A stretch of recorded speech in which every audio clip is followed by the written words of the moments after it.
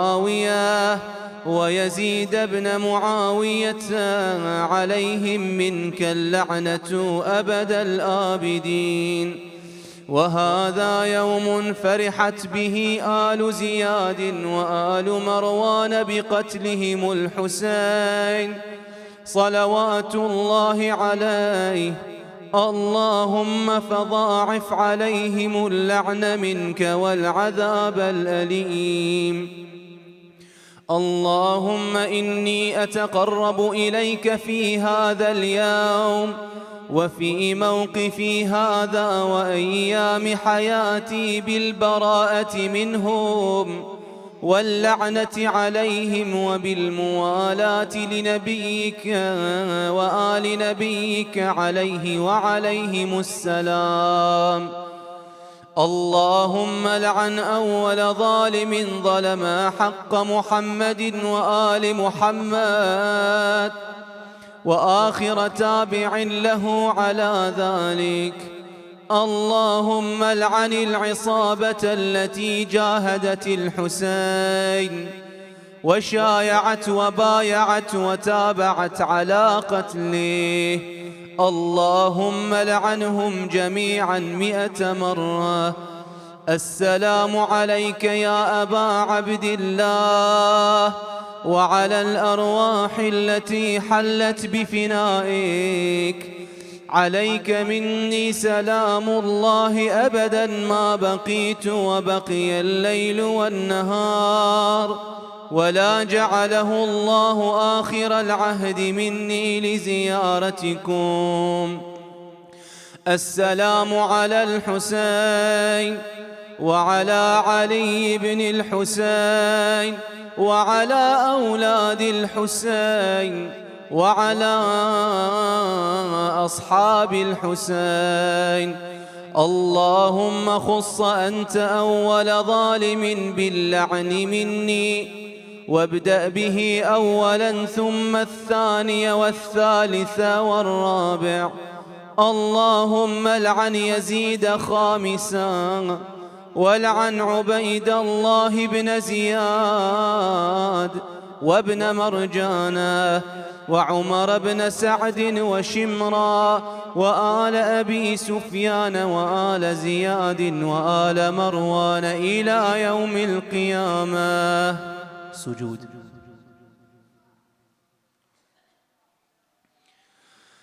اللهم لك الحمد حمد الشاكرين لك على مصابهم. الحمد لله على عظيم رزيتي.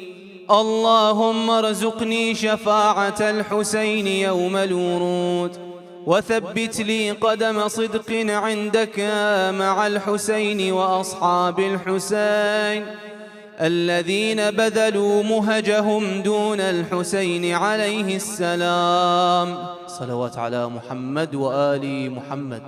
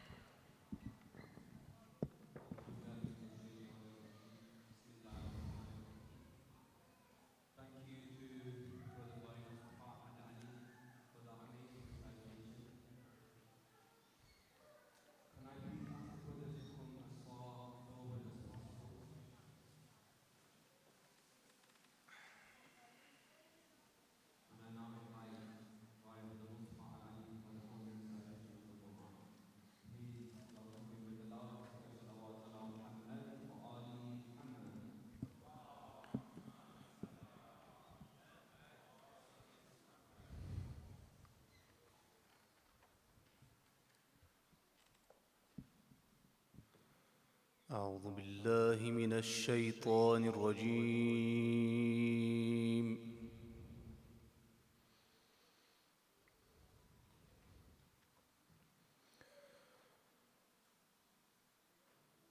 بسم الله الرحمن الرحيم.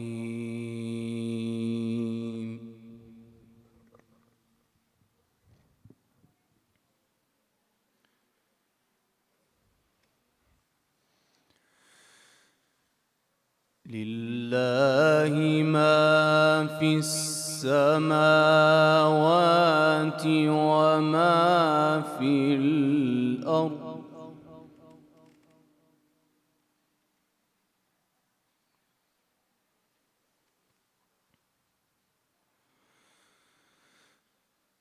وإن تبدوا ما في أنفسكم أو تخفوه يحاسبكم به الله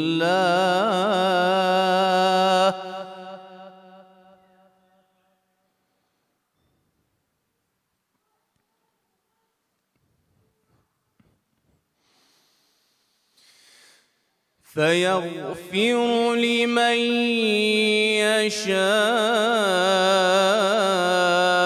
يشاء ويعذب من يشاء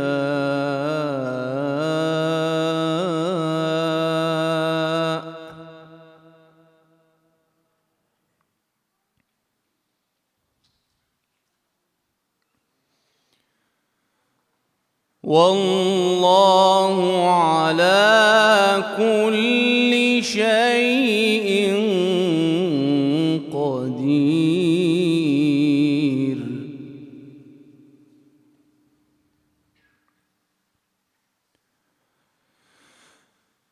آمن الرسول بما أنزل إليه من ربه والمؤمنون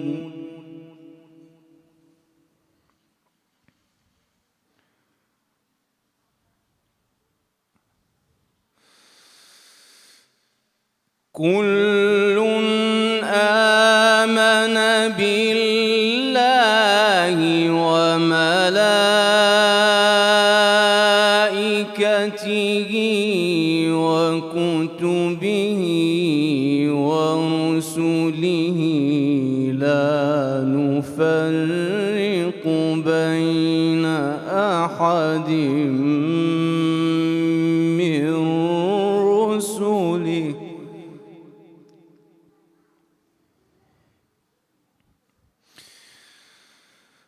وقالوا سمعنا وأطعنا غفرانك ربنا وإليك المصير.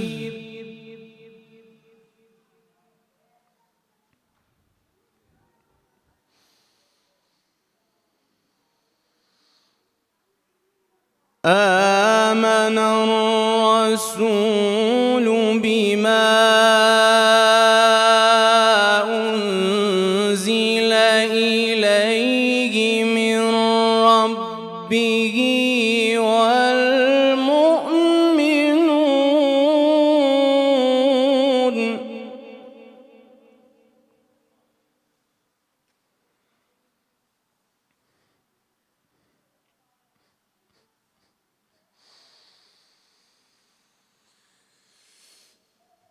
كل آمن بالله وملائكته وكتبه ورسله لا نفرق بين أحد من رسله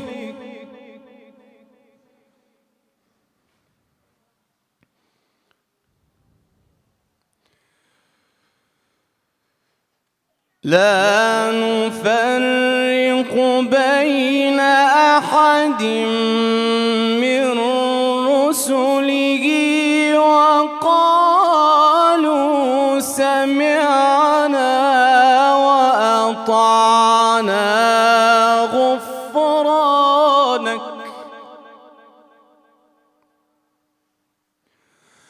غفرانك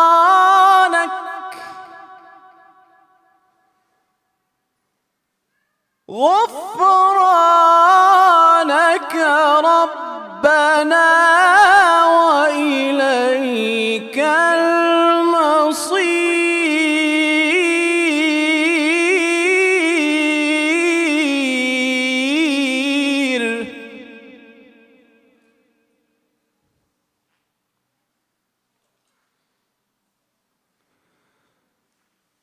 لا يكلف الله نفسا إلا وسعها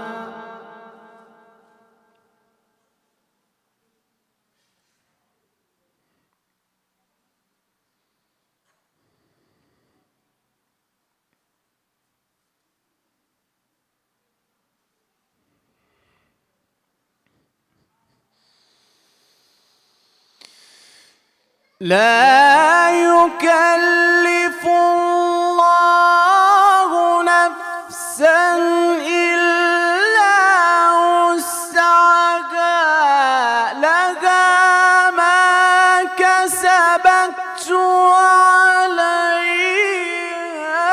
ما اكتسبت ربنا لا تؤاخذنا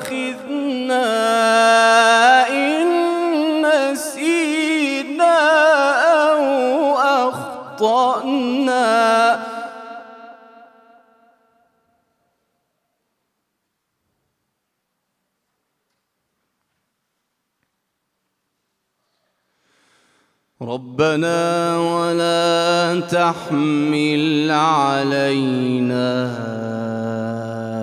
إصرا كما حملته على الذين من قبلنا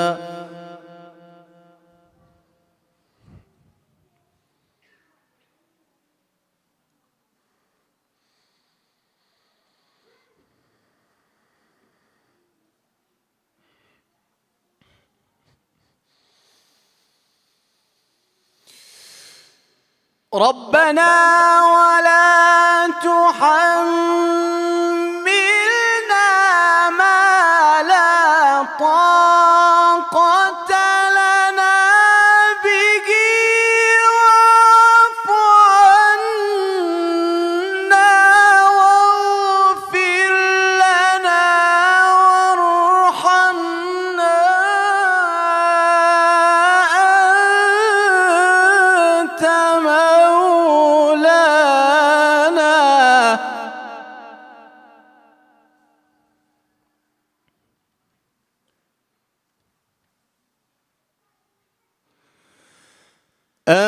أنت مولانا فانصرنا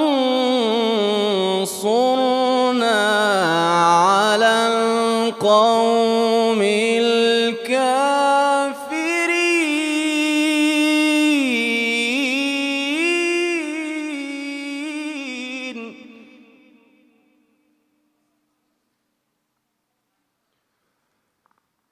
ربنا لا تؤاخذنا إن نسينا أو أخطأنا.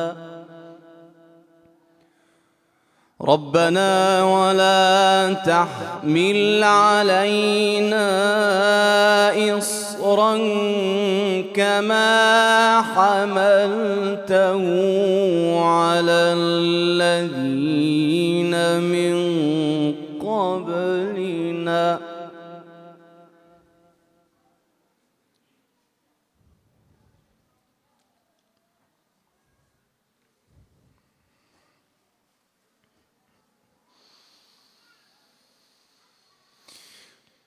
ربنا ولا تحملنا ما لا طاقة لنا به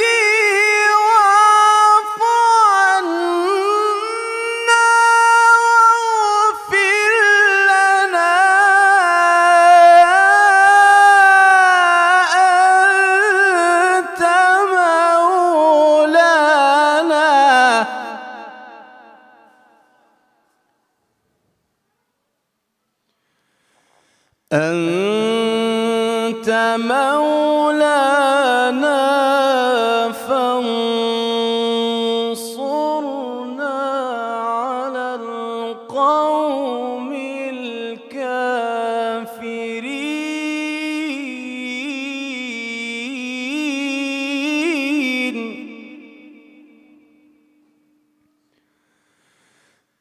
بسم الله الرحمن الرحيم والشمس وضحاها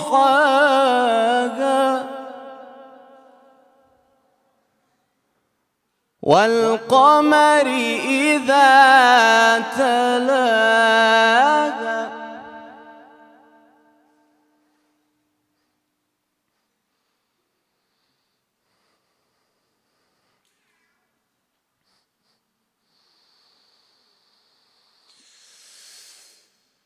والشمس وضحاها والقمر إذا تلاها والنهار إذا جلاها والليل إذا يغشاها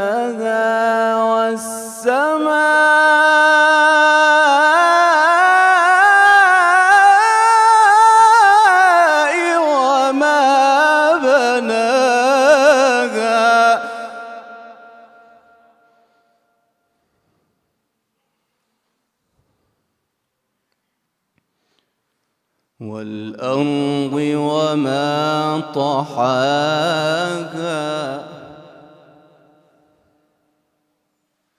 ونفس وما سواها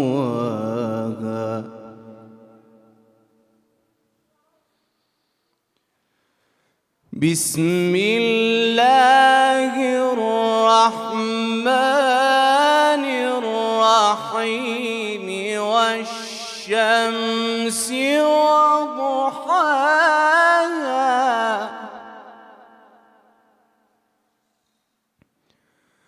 والقمر إذا تلاها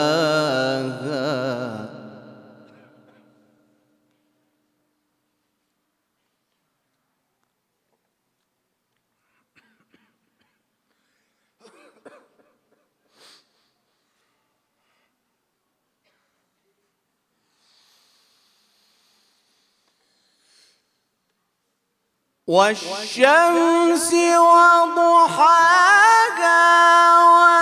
والقمر إذا تلاها والنهار إذا جلاها والليل إذا يغشاها والسماء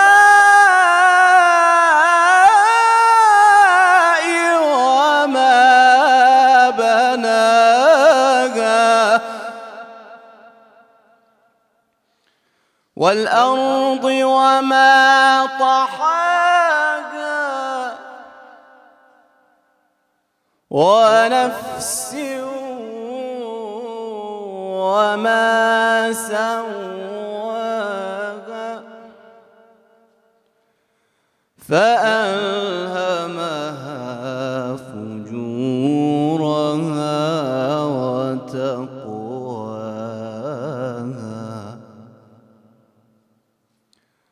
قد أفلح من زكاها قد أفلح من زكاها وقد خاب من دساها صدق الله العلي العظيم. صلوات على محمد وآل محمد.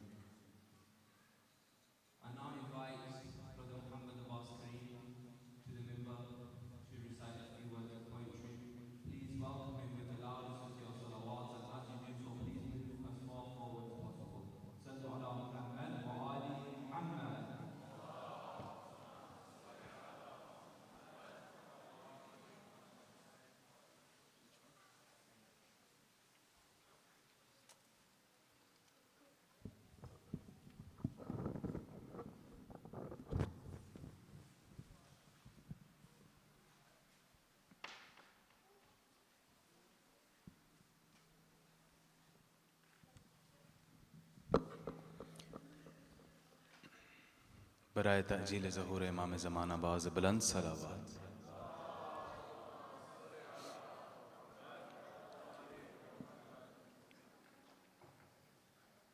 ایک اور صلوات پڑھ دیجئے محمد و آل محمد پر.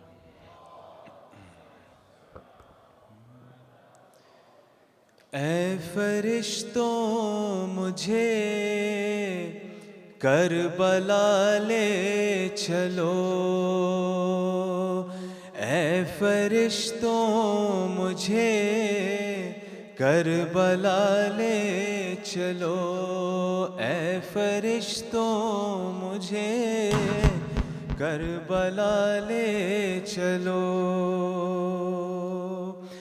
اپنے مولا کے قدموں کو چوموں گا میں، فرش سے عرش کو آج چوموں گا میں. یہ عبادت کو ہرگز نہ بھولوں گا میں، بھولوں گا میں. تم کو اللہ کا واسطہ لے چلو، اے فرشتوں مجھے کربلا لے چلو. سب مل کے پڑھیں. اے فرشتوں مجھے کربلا لے چلو. ماشاءاللہ. اے فرشتوں مجھے کربلا. حق ادائی ہوں میں تم کو معلوم ہے، ایک فدائی ہوں میں تم کو معلوم ہے، کربلائی ہوں میں تم کو معلوم ہے، معلوم ہے. میری میت یہاں سے اٹھا لے چلو. بلند آواز میں. اے فرشتوں مجھے کربلا لے چلو، اے فرشتوں مجھے کربلا. یہ لحد تو نہیں ہے ٹھکانہ میرا، یعنی ہے اب وہی آب و دانہ میرا. بن گیا ہے وہی آشیانہ میرا، آشیانہ میرا. یا نجف مجھ کو یا نینوا لے چلو، اے فرشتوں مجھے کربلا لے چلو. بلند آواز میں. اے فرشتوں مجھے سر کے بل آج چلتا ہوا جاؤں گا، ہے ارادہ یہی سامرا جاؤں گا. میں خراسان جب کربلا جاؤں گا، کربلا جاؤں گا. خلد ہے جس جگہ اس جگہ لے چلو، اے فرشتوں مجھے کربلا لے چلو، اے فرشتوں مجھے کربلا. اے ابد میری جنت ہے کرب و بلا، میری مٹی میں ہے عشق آل ابا. کچھ نہیں چاہیے مجھ کو اس کے سوا، مجھ کو اس کے سوا. سوئے دامان اہل کے سالے چلو، اے فرشتوں مجھے کربلا لے چلو. درود بھیجے محمد و آل محمد پر.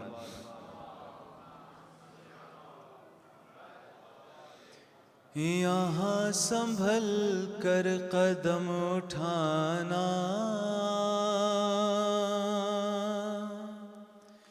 یہ کربلا ہے، یہ کربلا ہے،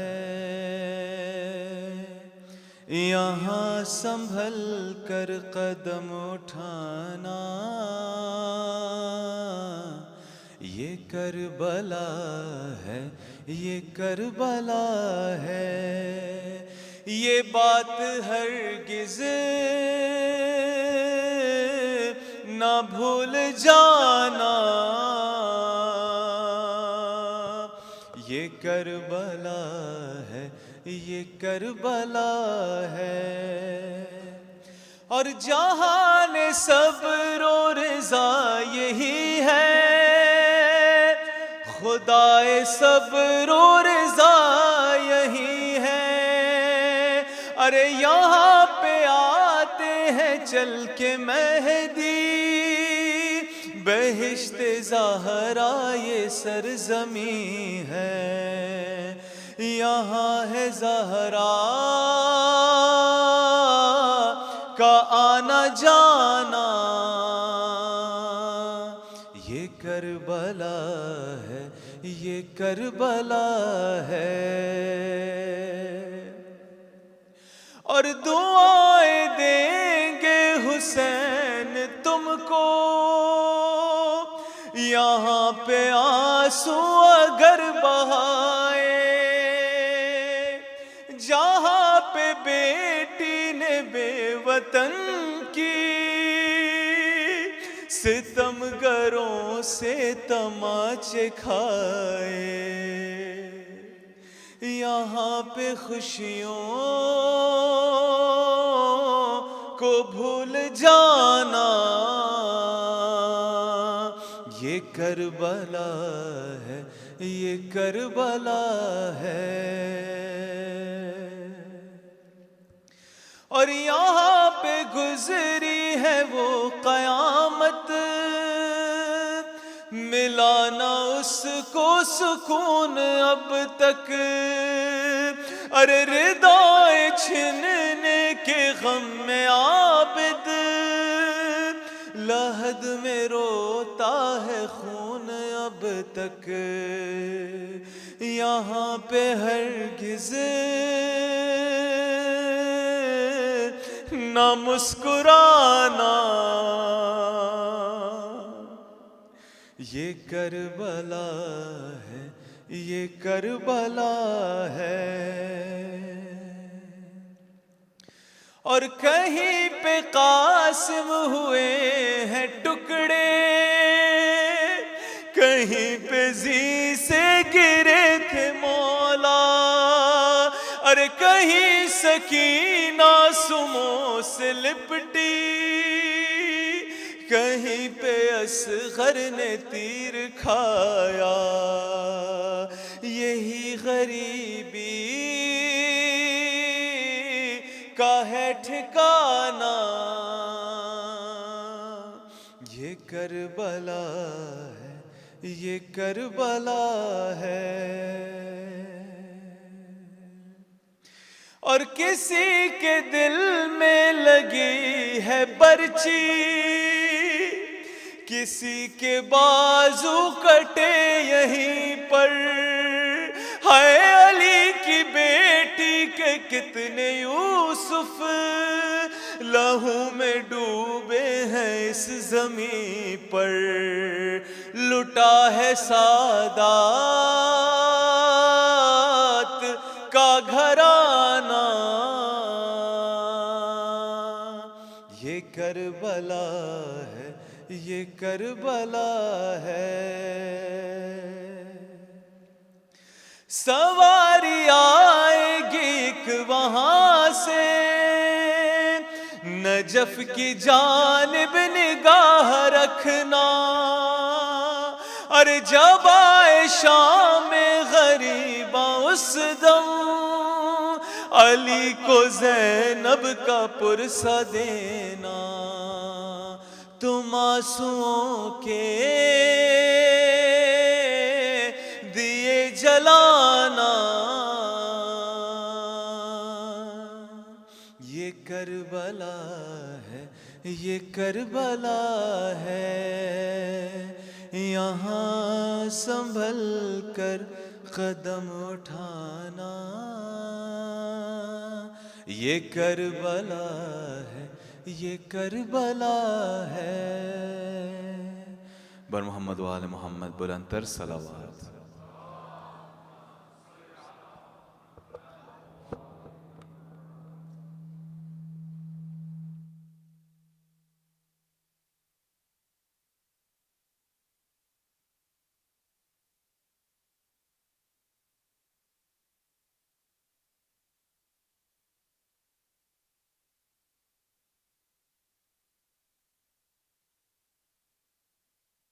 صلوا على محمد وآل محمد.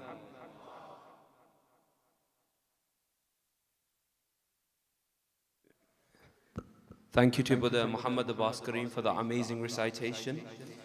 Just a couple of announcements before I invite the Sheikh to continue with his lecture series. First of all, the same one as I did yesterday, there are a couple of books available outside that have been written and translated by Sheikh Abbas Raza.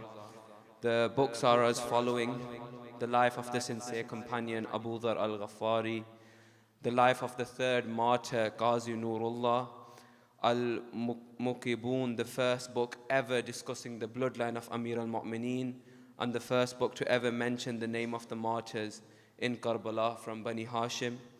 And then we have Bab Hadi Ash'ar, which is a book on the principal beliefs of the Shia school of thought. And it's a textbook which is still taught in the Hawza. And finally, we also have Tafsir of the Holy Quran, and it's the first of an intended 3 volumes. So if you are interested and want to buy the books or want to read, have a look at them, then we have volunteers and a stall outside. So please have a look at the books and see if you fancy buying any of them. Any funds that are raised from these books, they are not going to anyone. They are just used for further research and publication. So they don't actually go to anyone. They are just used to then be invested into further publications and research that's going to happen.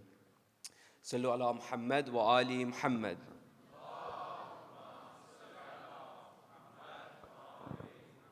Just a few other announcements. Similar to the things that we mentioned yesterday, but I've been told to reinforce them. Firstly, the car parking situation. Again, yesterday we were putting up messages on the screens to move cars. There are brothers that are stood outside volunteering to stand in the rain just to tell you where to park. So please, if brothers are telling you where to park, or if you're not allowed to park in a certain place, please do listen to what they are saying, because the last thing we want to do is constantly be disrupting the Sheikh's lecture and disrupt the momentum of it. So please do listen to them.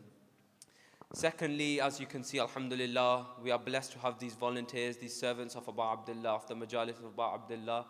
So please treat them with respect and the love that you would treat other people with, that you would want yourself to be treated with. These people are working very hard behind the scenes. They turn up at 2 p.m. every day. They have been doing for the past 5 nights, and they will for the next 5 nights.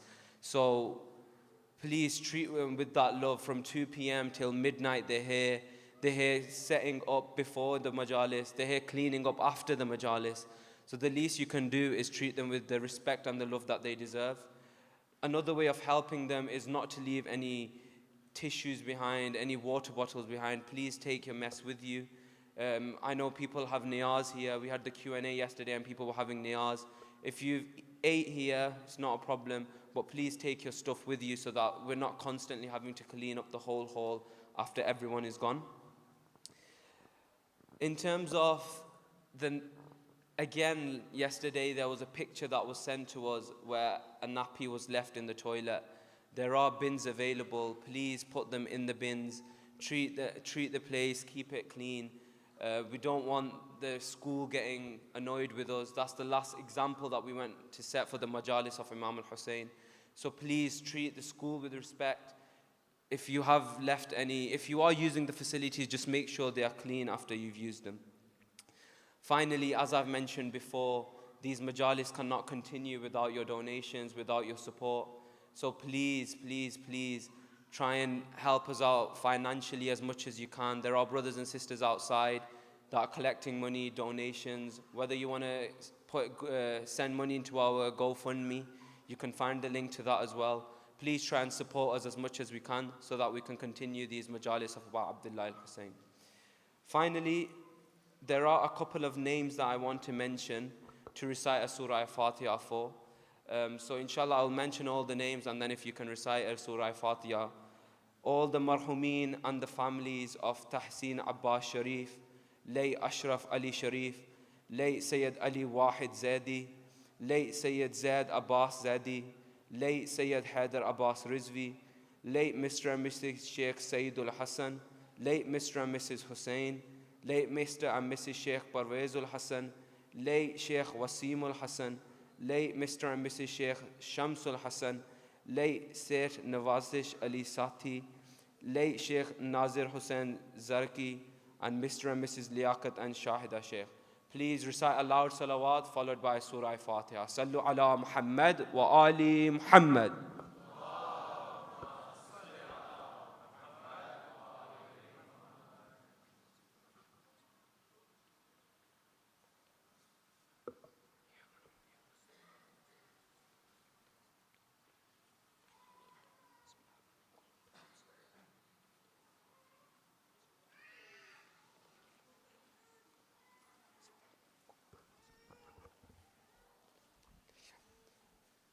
I now invite the Sheikh Muhammad Abbas Panju to continue with his lecture series.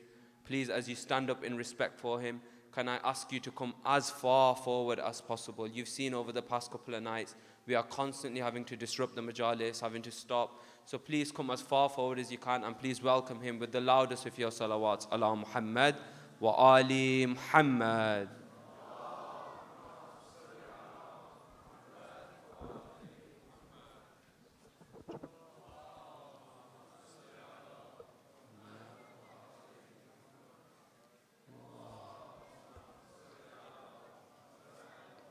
Nara Takbir, Nara Takbir, Nara Risalat, Nara Risalat, Nara Haidari, Haidari, Bar Muhammad wa Ali Muhammad Salawat.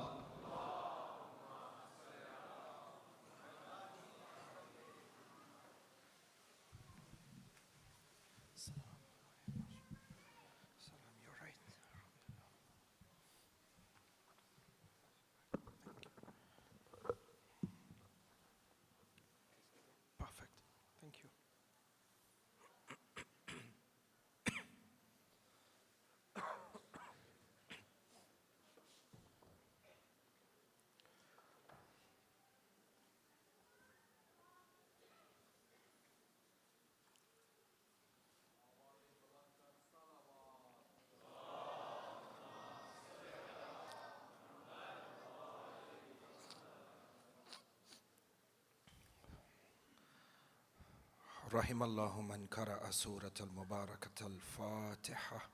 بسم الله الرحمن الرحيم.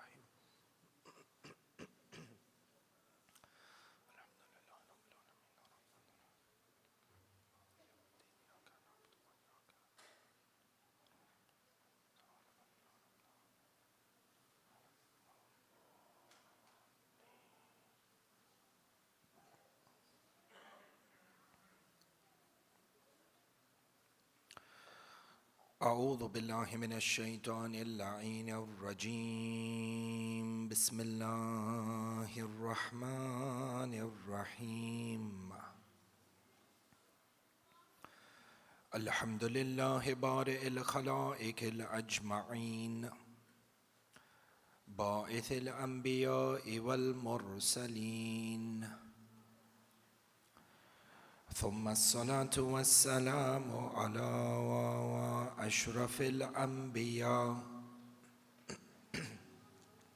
حبيب قلوبنا وشفيع ذنوبنا أبي القاسم محمد.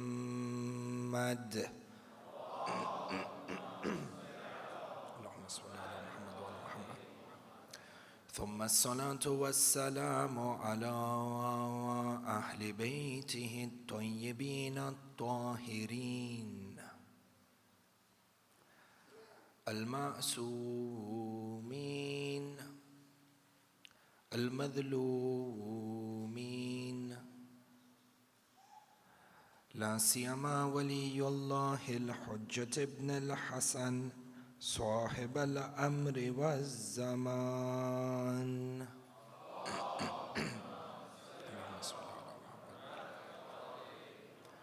روحي وأرواح العالمين له الفداء، ولعنة الله على أعدائهم أجمعين، وعلى غاصبي حقوقهم، وعلى منكري فضائلهم إلى قيام يوم الدين.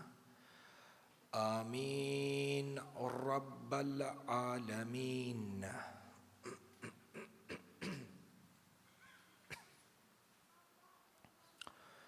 صلى الله عليك يا مولاي يا أبا عبد الله، صلى الله عليك يا مولاي يا أبا عبد الله، يا رحمة الله الواسعة، ويا باب نجاة الأمة.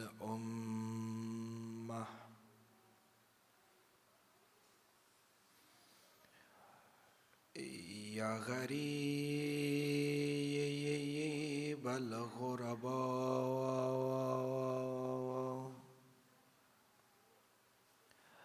يا مظلوم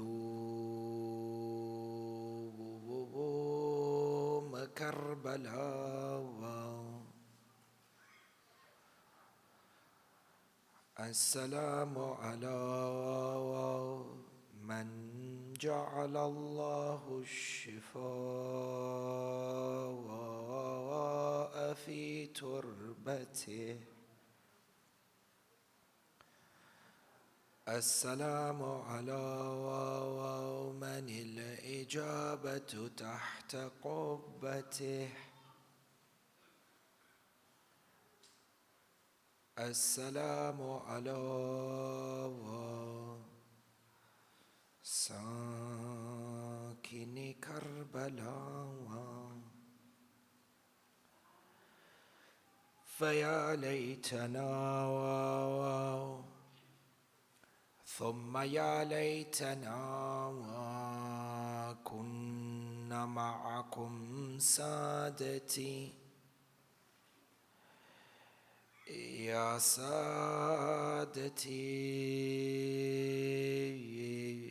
فنفوز فوزا عظيما. أما بعد، قال رسول الله صلى الله عليه وآله وسلم: اللهم صل على محمد وآل محمد. إن الحسين مصباح الهدى وسفينة النجاة، صدق النبي وآمنا به. زينوا مجالسكم بذكر محمد وآل محمد.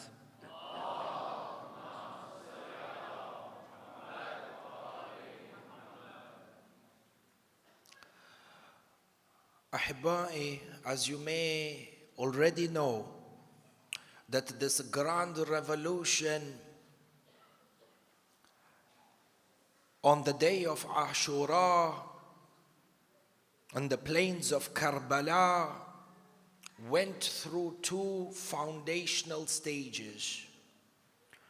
Within this entire revolution, there was a foundational stage that was laid to set what was to unfold on the plains of Karbala, number one in Kufa. And this foundational stage of the revolution was spearheaded by Imam Muslim bin Aqil. And on the other hand, you have a foundational stage of the revolution within the Holy Land of Makkah, the Makkan days of the revolution of Sayyid al-Shuhada. And it is important for us, in order to be able to comprehend the vastness and the grandeur of the revolution on the day of Ashura within the plains of Karbala, that we understand the Makkan aspect of the revolution of Imam Al Hussain. And as you may already be familiar, that Imam Al Hussain was in Makkah for close to about 125 days before departing Makkah to make ways towards the land of Iraq. And in previous lectures and in the previous years, there have been a number of discussions where we have described the wisdom of Imam Al Hussain to choose the land of Makkah for these foundational stages, and the activities and the roles and the functions that he carried out within this blessed land of Makkah prior to leaving for Iraq. For the purpose of tonight's lecture, I would like to zoom in and analyze on one particular aspect of this Makkan revolution, in that Imam Al Hussain was in Makkah from about the 3rd or the 4th of Sha'ban 60 AH all the way until the 8th of Dhul-Hijjah 60 AH. And it is on the 8th of Dhul-Hijjah that Imam Al Hussain decided to leave the city of Makkah and go towards Kufa. And it is on this journey towards Kufa that Imam Al Hussein's army was intercepted by the army of Hur. And from here, Imam Al Hussain made his way to the lands of Karbala. The discussion for tonight is twofold. Number one, why did Imam Al Hussain leave the land of Makkah? And number two, more particular, why is it that Imam Al Hussain decided to leave the land of Makkah, particularly on the 8th of Dhul-Hijjah? Why not on the 7th of Dhul-Hijjah? Why not on the 9th of Dhul-Hijjah? Why not on the day of Eid? And inshallah, the lecture for tonight revolves around understanding aspects of the Makkan revolution by analyzing this part of history in particular. All of this with the barakat of a loud salawat ala Muhammad wa ali Muhammad.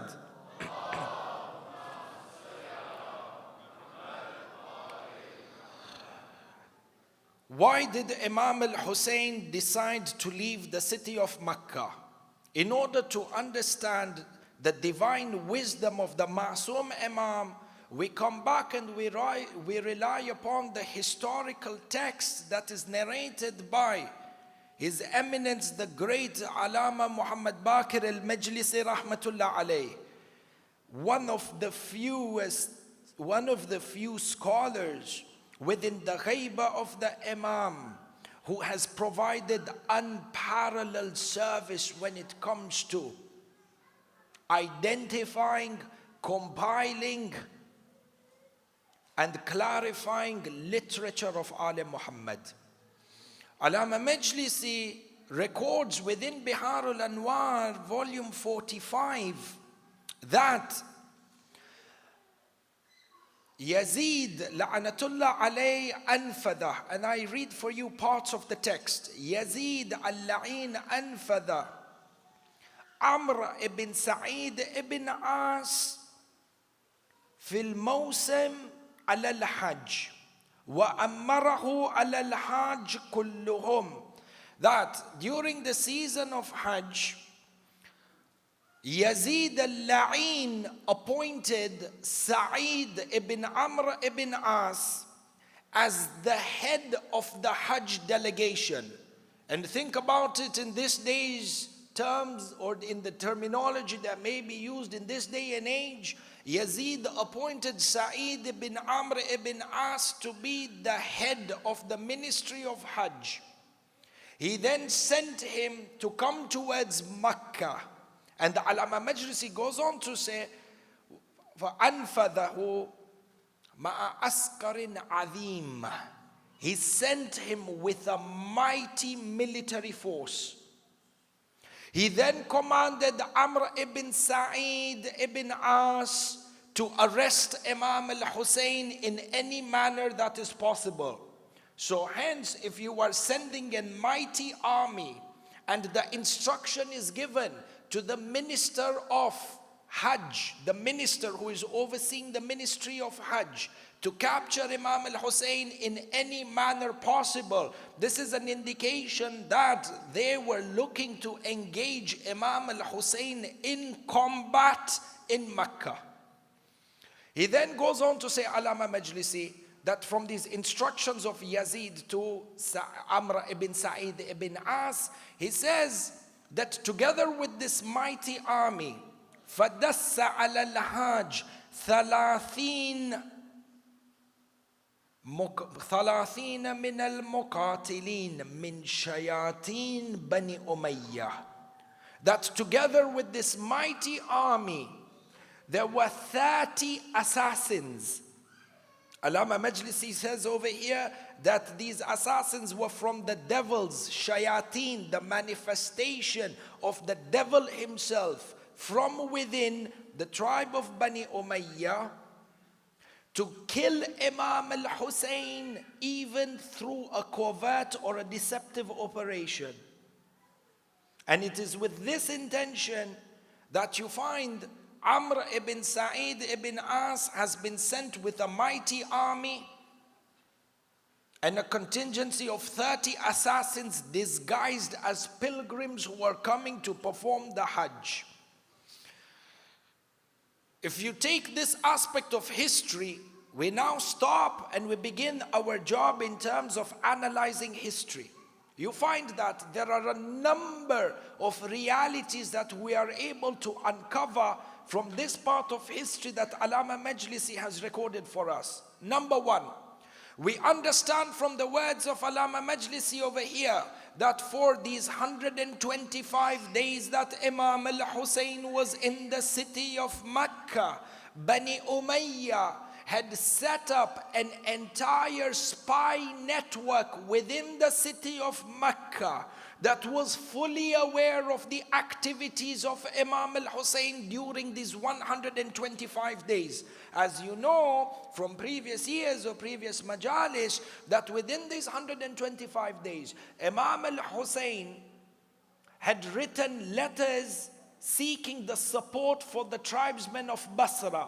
During these 125 days, Imam Al Hussain met with delegations of people who had come for Umrah and were already coming and making their ways into Makkah in anticipation for the season of Hajj. So these delegations in their thousands would come to meet Imam Al Hussain, and they would gain ma'rifah of Imam Al Hussain. They would understand the tafsir of the Quran through Imam Al Hussain and the deen. For the presence of Imam Al Hussain in Makkah was strategic and was important and had an impact. And keep in mind that Makkah, the traditional residents of Makkah, the traditional tribes that resided within Makkah, were never friendly towards Ahlul Bayt. They saw Imam Al Hussain as a threat and as an opposition, because they vented upon Imam Al Hussain and they saw Imam Al Hussain as the son of that person who was responsible for shedding the blood of their fathers and their forefathers in the battles of Badr, Uhud and Khandaq. So therefore Imam Al Hussain faced quite a bit of animosity from the local residents of the city of Makkah. But the fact that he was the only grandson of Rasulullah within the city of Makkah, the Hujjaj or the pilgrims that were coming from different places of the Islamic empire would see within Imam Al Hussain the manifestation and the embodiment of Rasulullah himself. And therefore, Bani Umayyah were absolutely threatened by the presence of Imam Al Hussain in a city as strategic as Makkah, in a season as strategic as the season leading up to Hajj, keeping in mind that the months of Rajab and Sha'ban and Shahrul Ramadan is also mustahab, highly recommended for Umrah to be performed. And hence the masses were there. For Bani Umayyah was absolutely terrified by the fact that, and nervous by the fact that Muawiyah has just died, power has shifted from Muawiyah to Yazid, and in order for this new caliph to establish the seat of the power, you cannot have a city as strategic as Makkah without proper intelligence service. And therefore the city of Makkah was filled with spies who recorded and observed every movement of Imam Al Hussain, every sermon uttered, every word uttered, and they would report back the activities of Imam Al Hussain back to Sham. And in a similar manner, you have that within the time of the revolution of Imam Muslim bin Aqil in the city of Kufa. The city of Kufa was filled with spies. And it is only these spies, the likes of the Khawarij, who then went on to inform Yazid and write letters that there are thousands of people who are paying allegiance and paying the bay'ah to Muslim bin Aqil. So if you have any need for the city of Kufa and before it slips away from your reign, we ask you to send an army. And it is based on the intelligence that was received through this spy network that was so infiltrated within the civilian community that Yazid al-La'in then went on to make a decision to bring Ubaidullah ibn Ziyad from the district or from the province of Basra into Kufa. So you understand the environment in which Imam Al Hussain was setting up the foundation was an environment in which the intelligence service and the network of spies were infiltrating the civilian community to a great extent, such that there was not a single action performed by Ahlul Bayt except that it was reported back to Sham. And in anticipation of all of this, you can say, traction that Imam Al Hussain was gaining, Yazid decided to act upon this intelligence by sending a mighty army into Makkah with Amr ibn Sa'id ibn As. And in addition to this, the 30 assassins. This is point number one. Point number two, what we are also able to deduce from history is the fact that when Imam Al Hussain came to find out, or when Imam Al Hussain found out that Yazid is sending an army with 30 assassins under the guise of this minister of Hajj, Imam Al Hussain decided to leave Makkah. This was the response. Hence, we are able to understand that even though there was a spy network that was absolutely active within the city of Makkah, Imam Al Hussain had himself taken an initiative to set up a counter-intelligence network inside of Makkah. Ahibba'i, this is a man who is building the foundation for this grand revolution that is going to serve as an eternal source of inspiration for mankind. Revolutions such as these do not happen unplanned. For you find that Imam Al Hussain himself had set up a counterintelligence network inside of Makkah, such that he would be fully aware of the actions that emanate from the capital of the Islamic Empire being in Sham. And this way he would ensure that the principles of the revolution for which he is setting a foundation are not jeopardized within its infancy stage. Which is why there are a number of scholars or historians who have come forward and have stated explicitly that a part of this intelligence, counterintelligence network that Imam Al Hussain had set up A part of this network included the likes of Muhammad ibn Hanafiya, his brother, the likes of Abdullah ibn Ja'far al-Tayyar, the husband of Sayyida Zainab al-Kubra. It included the likes of Ibn Abbas and the remaining Bani Hashim who did not join Imam Al Hussain. And therefore they played a vital role in ensuring that the momentum of the revolution that was being planned is not foiled through a spy network by the dictating regime. This is number one. You are able to discover this, that Imam Al Hussain had set up this counterintelligence network and was able to escape assassination inside of the city of Makkah during the time of Hajj. Having said this, Ahibai Bain Al Qawsain, between brackets, let me point something out for you over here. That Imam Al Hussain outdid and outperformed, if you could use this word, the Bani Umayyah regime in every aspect perceivable. If this was a government, even though it was a dictative regime in power, and they had a spy or an intelligence network, Imam Al Hussein's counterintelligence network was by far much more sharper and much more effective than that of the government. And similarly, when it came to warfare in the battlefield, despite Imam Al Hussain commanding an army of 72 men against the army of Yazid, the lowest number recorded for this army of Yazid is 30,000, and the greatest number that is recorded by historians is 1,000,000 people. Do not discount this number, 1,000,000 people, as we have explained in previous majalis. However, even if you were to take the lowest recorded credible source, 72 men against 30,000 men on the battlefield, Imam Al Hussain outscored and outweighed the opponents in every aspect of warfare. Every aspect of warfare. You think about it. 72 men held back 30,000 men in battle for more than 7 to 8 hours. Where in the history of warfare have you seen 72 men hold forts for over 8 hours or 7 to 8 hours? Impossible. Imam Al Hussein's strategy for battle and for war and for planning a revolution was by far, you can't even compare it. This is a divine Imam who seeks divine inspiration from Allah, and the results are there.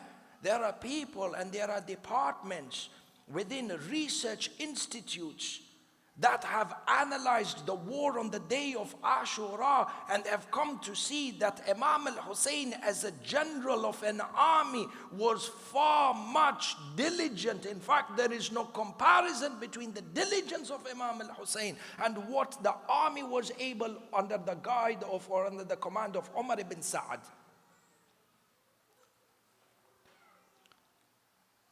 The narrations mention, and this is taken from Sunni sources, you refer back to the Tariq al-Tabari, or you refer back to some of the writings of Al-Baladhuri, the army of Umar ibn Sa'ad, at one point, there was a cavalry under the command of Abdul Rahman ibn Hasin.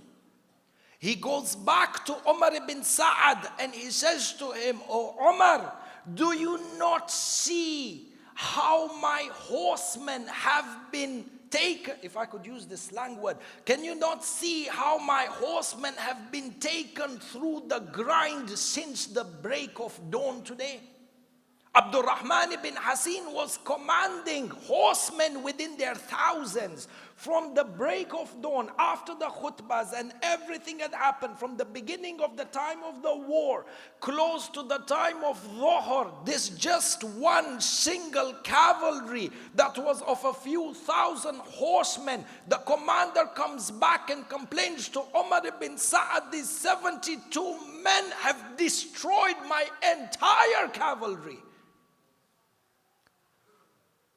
This is tactic of war that cannot emanate from any normal human being. And if there is anyone who doubts whether Hussein ibn Ali was the representative, divine representative of God, then it is only for him to look at the details of the war that happened and unfolded on the day of Ashura for him to come to terms with this conclusion. And bear in mind that Imam Al Hussain in this entire time has been acting in self-defense. In any case, we come back to our topic. We understand that Imam Al Hussain decides to leave the city of Makkah because his counterintelligence network has been able to discover that Yazid is sending a covert, is planning a covert operation in the city of Makkah. The minister of Hajj is coming with a mighty army that is intended upon engaging in combat with Imam Al Hussain. Imam Al Hussain unfoils this plan and decides to leave the city of Makkah. Number two, what you also understand from history over here is that we need to pay attention. Not only did Yazid send a mighty army, Askarun Azim, it says, a mighty army. Not only did Yazid send a mighty army to Makkah, but in addition to this, Allama Majlisi goes on to say that he sent with them 30 assassins disguised as pilgrims who are coming to perform the Hajj. And he goes on to say, وَكَانُوا مِنْ شَيَاطِينَ بَنِي أُمَيَّةَ. The manifestation of the devil himself within these 30 men. When you analyze history, Ahibai, and you look into the words that have been used to describe the army of Yazid, what we are able to understand is that in addition to a mighty army that is armed, Yazid sent these 30 assassins whose job was to kill the Imam even through deceit or even through poison. The term that is used in Arabic language, or the term that is used within the actual historical text, is ghila, through deception. What is pretty much understood is ghila. One part of ghila, or one aspect or dimension of ghila, is through poison. So you have 30 assassins who are not any normal assassins. When you say shayateen bani Umayyah, yani you have the most ruthless, most brutal, most heartless men to have walked on the face of this earth, who represent a private army of the caliph of the time, seasoned assassins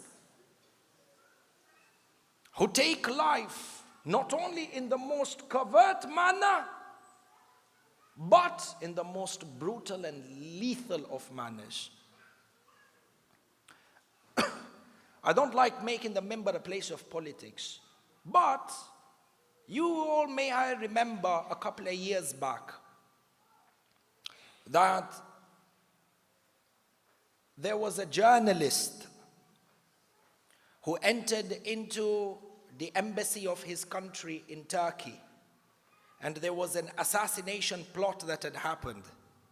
And do you remember what was given to us in the news, how this journalist who was assassinated, number one, the assassins, how did they enter from the home country into Turkey in an absolute covert operation like civilians? And this journalist entered into the embassy to complete some sort of paperwork. Not only did they kill him, but they dismembered his body from the time that he was killed, God knows how many, 5, 6, 7 years ago, 3 to 5 years ago, till today. A single trace of this journalist's dead body, they haven't even found a bone. But subhanallah, bain al-qawsayn, a bracket between a bracket, the same journalist was the same person who was advocating for the execution of Sheikh Nimar al-Nimar back in the day. The same regime that executed Sheikh Nimar came on to execute this journalist. Subhanallah. Karma. The world goes around. injustice is never left unpunished by Allah subhanahu wa ta'ala. If not in the dunya, then in the akhirah. Bila shakkin wala raib.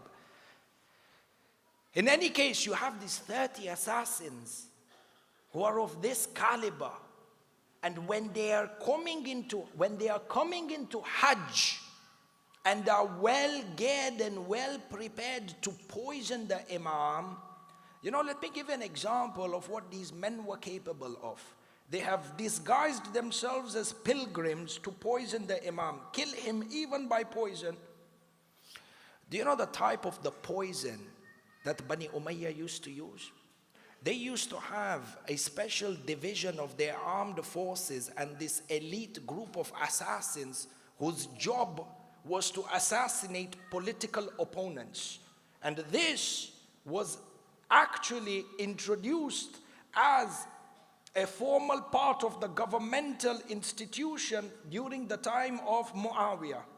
In fact, if you stretch the argument further, you find that it was not really Muawiyah, but this was a part of a government function that was introduced by the government of Saqifa. If you were to look into the government of Rasulullah and the government of Amirul Mu'mineen, there was no part of the armed forces that was recruited and hired to be hitmen or assassins of political opponents. Look at the way Muhammad ibn Abi Bakr was assassinated. Look at the way Malik al-Ashtar was assassinated. Look at the way Imam Hassan al-Mujtaba was assassinated. These were hitmen and assassins of the very highest order of the armed forces that operated in secrecy together with the intelligence service. Do you know they say the poison of Imam Hassan al-Mujtaba? Experts within historical research, one of these shuyukh, scholars that I had met in Najaf al-Ashraf, they were performing or they were conducting this research in the type of poison that was being used. And the conclusion that they were able to come to, the poison that was used to assassinate Imam Hassan al-Mujtaba. If you may recall what is recited in the Maqtal or in the Masa'ib of Imam Hassan al-Mujtaba, that when this poison was administered to him, it was so severe that Imam Hassan al-Mujtaba was not only vomiting blood, but he was vomiting pieces of his inside. The researchers come forward and they say, do you know the intensity of the poison that was used to kill Imam Hassan al-Mujtaba? If this same poison was to be spilled on agricultural land, that land on which the poison was spilled would be barren for the foreseeable future. Bani Umayyah wasn't a joke. And the men who stood by Imam Al Hussain weren't a joke either. He's a man of principle. In any case, you find that for this reason, Imam Al Hussain has uncovered the intelligence and the plot of Bani Umayyah to kill him or to poison him inside of Makkah. So Imam decides to leave Makkah. Well, you may come and ask, Shaykhuna, Imam Al Hussain already knew that he was going to be martyred. Imam Al Hussain knew from day one that he was going to be martyred. Rasulullah had already prophesied that he was going to be martyred. Imam Al Hussain himself said while he was leaving the city of Medina, Sha'allahu an yarani qatila. Is within the divine will or the divine ordainment of Allah subhanahu wa ta'ala that I should be martyred. Well, Imam Al Hussain, if you already knew that you were going to gain shahada, why did you flee Makkah? Were you fearful of death? Why did you leave Makkah? Why not gain martyrdom in Makkah? Is there any better place to have had this revolution of Ashura other than the land of Makkah by the Kaaba, the house of monotheism for all monotheistic religions, and to gain shahada in the land of Tawheed? Why did Imam Al Hussain leave the city of Makkah? And from here we begin to understand certain aspects of the divine wisdom of Imam Al Hussain. And I use these words and I select them very carefully, Ahibba'i. Divine wisdom of Imam Al Hussain, because as per our faith, Ithna Ashari, the Ma'soom Imam, number one, the Khalif is appointed by Allah, and number two, this Imam is divinely inspired by Allah in each and every one of his acts. Bain al Qawsayn. I'll open the bracket and close it real quick before we move. One of the brothers made an announcement. The brother made an announcement on this book that is translated, Kitab Babul Hadi Ashar of Allama Hilli. I recommend to you, Ahibba'i, each and every one of you, you are on a journey, we are all on a journey to seek perfection. And if you abide by a faith system, if you abide by the wilayah of Amir al-Mu'mineen and call yourself Shia Ithna Ashari, or you are looking for the right path, I tell you, you need to read and you need to own Kitab Babul Hadi Ashar. Learn how to prove the existence of Allah subhanahu wa ta'ala. Learn how to prove the justice of Allah subhanahu wa ta'ala. Prove to yourself before prove to others. Learn how to prove and be absolutely convinced about the existence of prophets on earth. You and I, none of us have seen Rasulullah. Prove to yourself with conviction. And the same thing when it comes to imamat, and the same thing when it comes to the day of judgment. There is nothing more noble than living a life by principles that you are able to prove. Ya Ali. In any case, Ya Aba Abdullah, Ya Imam Hussain, why did you leave Makkah? In his divine wisdom, Imam Al Hussain decided to leave Makkah to go towards Iraq for a number of reasons. One of these reasons being that had Imam Al Hussain embraced martyrdom in the land of Makkah, this martyrdom would have actually been counterproductive for the revolution that he was planning.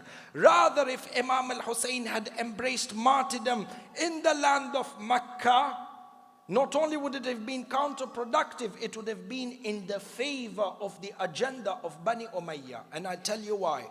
Number one, if Imam Al Hussain insisted and remained inside of Makkah, and if he was to be poisoned in secrecy under mysterious circumstances during the season of Hajj by assassins who were disguised as pilgrims, and there is this mystery and confusion over who exactly was responsible for the assassination of Imam Al Hussain, Bani Umayyah, the regime in itself, after having orchestrated the assassination of Imam Al Hussain, would have actually used this as a pretext to wage war against every other political opponent. Meaning that they would have blamed the Shias of Imam Al Hussain to have assassinated Imam Al Hussain during Hajj.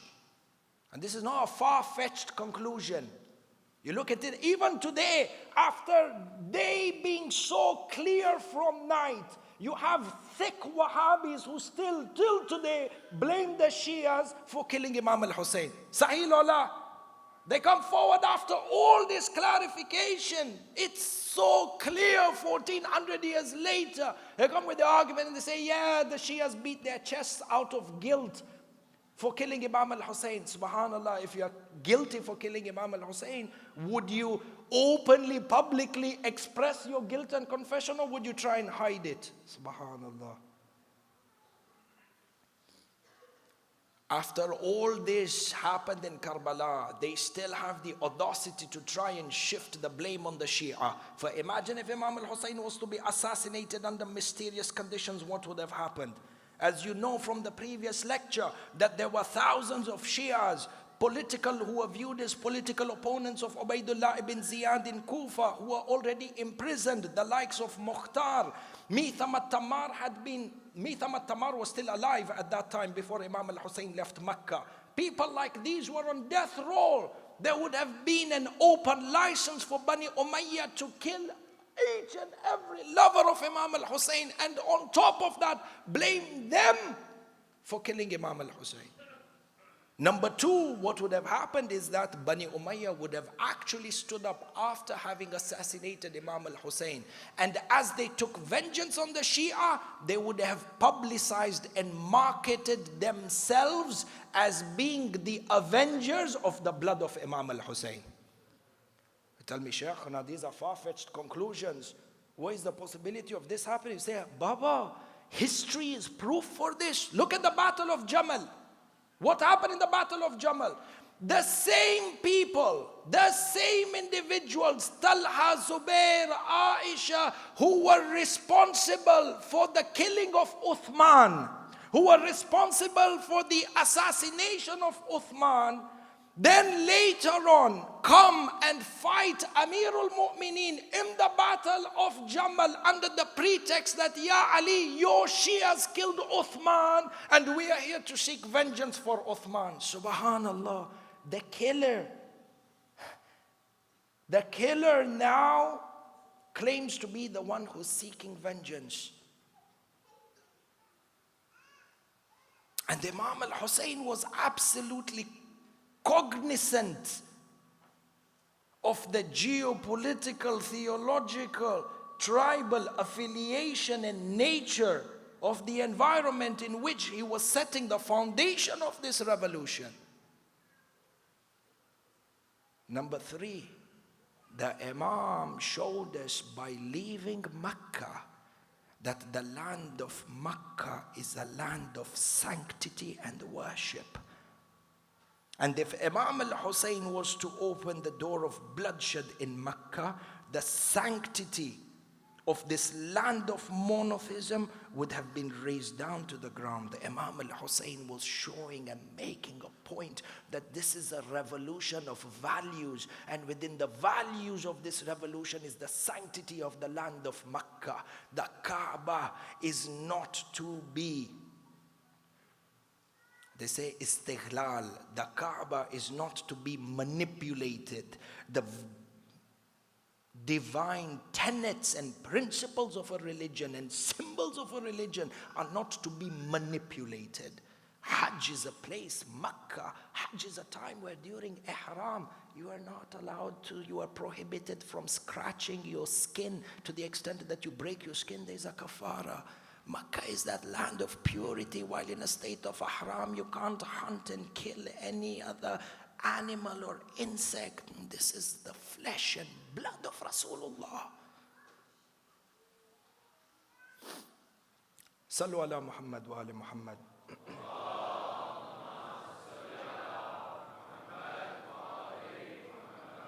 Tayyib.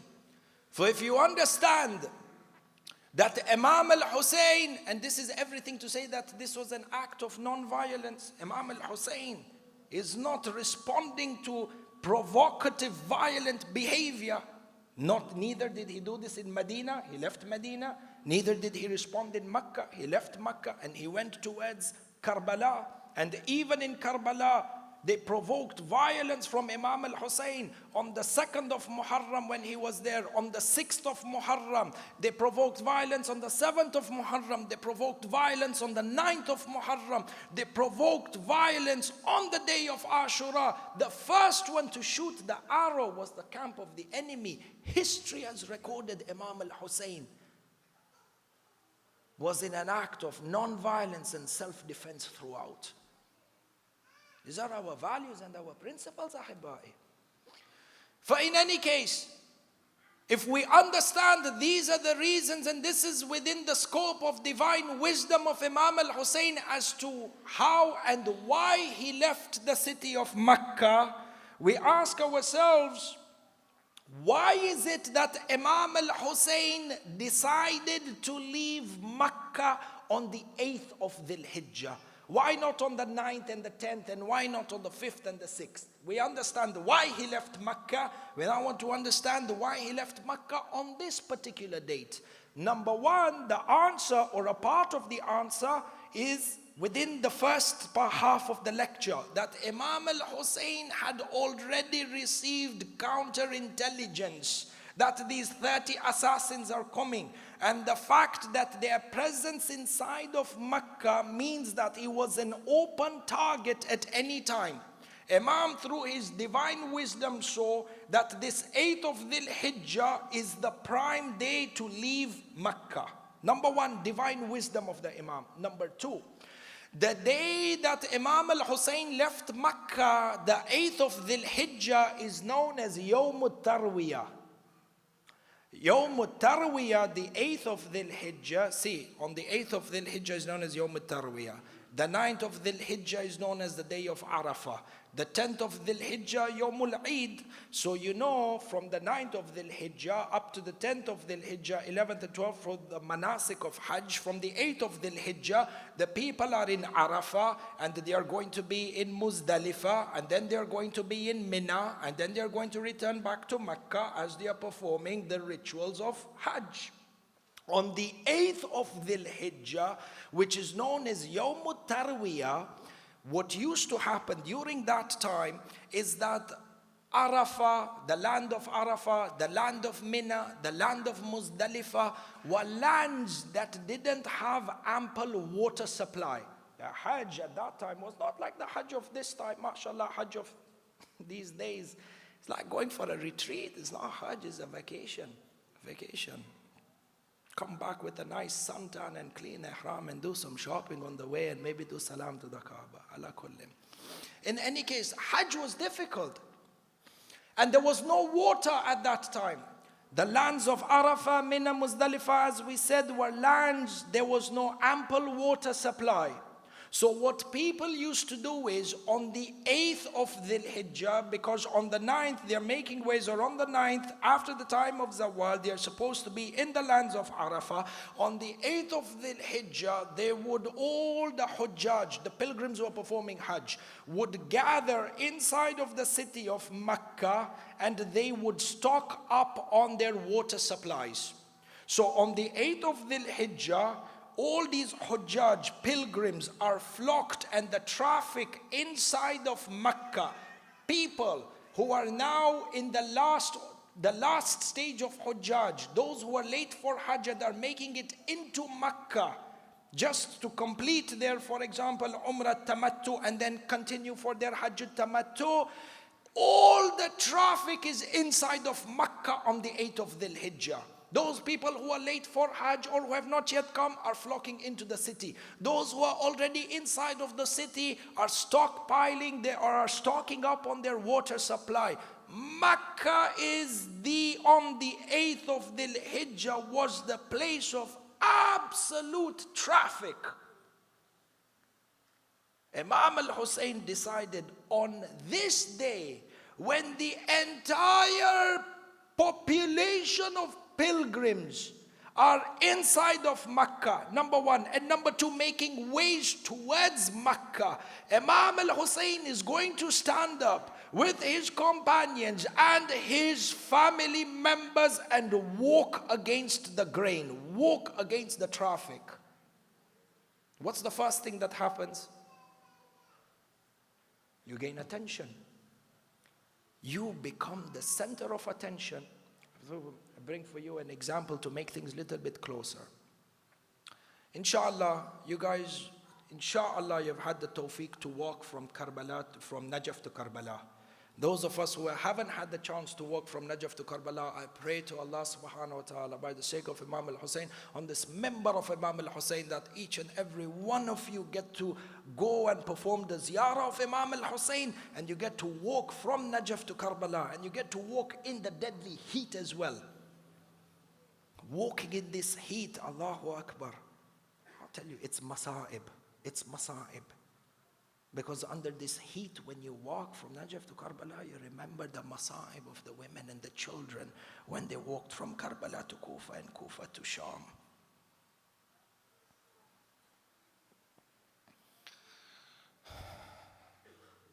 Imagine you are walking from Najaf to Karbala. Those of you who have walked, be able to envision this. You've seen the side of the road where there are mokibs, and everybody in their millions are walking in one direction. Sahih Lola? Now imagine on this road where you have millions of people walking in one direction.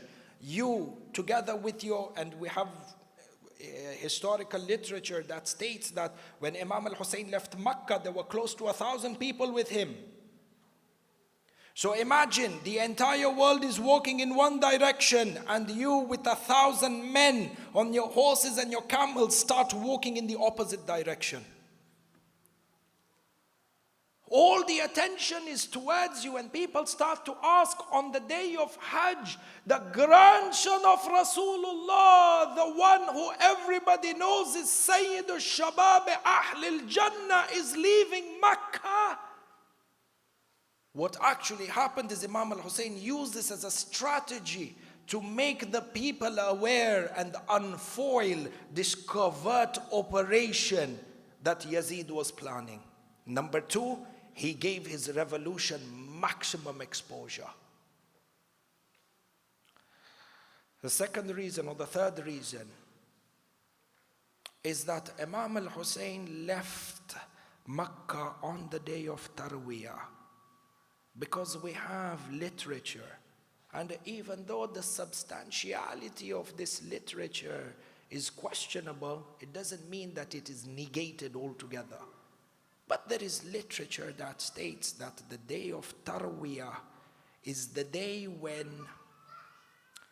Nabi Ibrahim was commanded by Allah subhanahu wa ta'ala in his dream to sacrifice his son Ismail. We have literature that states that this happened on the 8th of Dhul-Hijjah. And on the basis that this literature is substantial, then you find that it is from the wisdom of Imam Al Hussain that, like the way Ibrahim was commanded for this great sacrifice on the 8th of Dhul-Hijjah, Imam Al Hussain begins the journey towards Karbala for a far greater sacrifice than the sacrifice of Ibrahim, rather to stand up for that sacrifice that would save the sacrifice of Ibrahim. Because had it not been for the revolution of Imam Al Hussain, all trace of a monotheistic religion that was established by Nabiullah Ibrahim would be obliterated from the face of this earth. The narrations mention Imam Al Hussain reaches Karbala on the 2nd of Muharram. And from here, we take the majlis to Habib ibn Madhahir.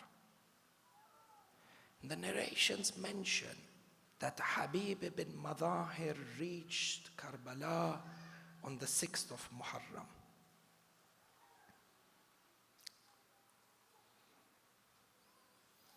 The Maqtal mentions Imam Al Hussain was anticipating and waiting for Habib. And as Habib reached the land of Karbala and saw the tents of Imam Al Hussain, look at this, adab akhlaq. Look at the behavior of Habib with Imam Al Hussain. And keep this in your mind, because the same akhlaq and adab of Habib is required when we go for Ziyarat to the Holy Lands and how we enter the shrines and our mindset. The narrations and the historians mention that when Habib came to Karbala and he saw the tents of Imam Al Hussain, he got off his horse and he began walking towards Imam Al Hussain in the most humblest of manners. And when he reached Imam Al Hussain, he fell down on his knees. He kissed the hand of Imam Al Hussain and began to kiss the dust under the feet of Imam Al Hussain. Do you know what Imam Al Hussain, how Imam Al Hussain refers to Habib ibn Madhahir? In the letter that Imam Al Hussain wrote to Habib, he says to him, Ila rajulin faqih. Imam Al Hussain gave the title of a faqih, of a jurist, of a scholar of the highest level to Habib ibn Madhahir. There can't be an alim or a faqih greater than Habib ibn Madhahir. He's been given this title by Imam Al Hussain. this faqih, this scholar, went down on his knees and kisses the dust under the feet of Habib ibn Madahir. To kiss the dust of Karbala is from the highest level of fiqh for those who comprehend fiqh. The narrations mention that all the companions gathered around Habib ibn Madahir, and there was a commotion outside. From within the tents and behind the hijab, Sayyidah Zainab al-Kubra, Ruhi lahal fida, asks, who is come? Why this commotion? It is said to her that Habib ibn Madahir, the loyal companion of Amir al-Mu'mineen, Imam al-Mujtaba, and Imam Al Hussain, has just arrived in Karbala. Sayyidah Zainab says, she sends a message. Tell Habib, the daughter of Amir al-Mu'mineen, sends salams. When Habib heard this, he began to lament. He threw sand on his head and began to beat his face. And he says, what level of oppression has Alim Muhammad suffered, such that they felt obliged to send salams on somebody as insignificant as me? The historians mention that when Habib looked at the few numbers of Imam Al Hussain, he said to him, Ya Aba Abdullah, next to where you are camped, in the outskirts, there is a tribe from the tribe of Bani Asad, the same tribe that I belong to.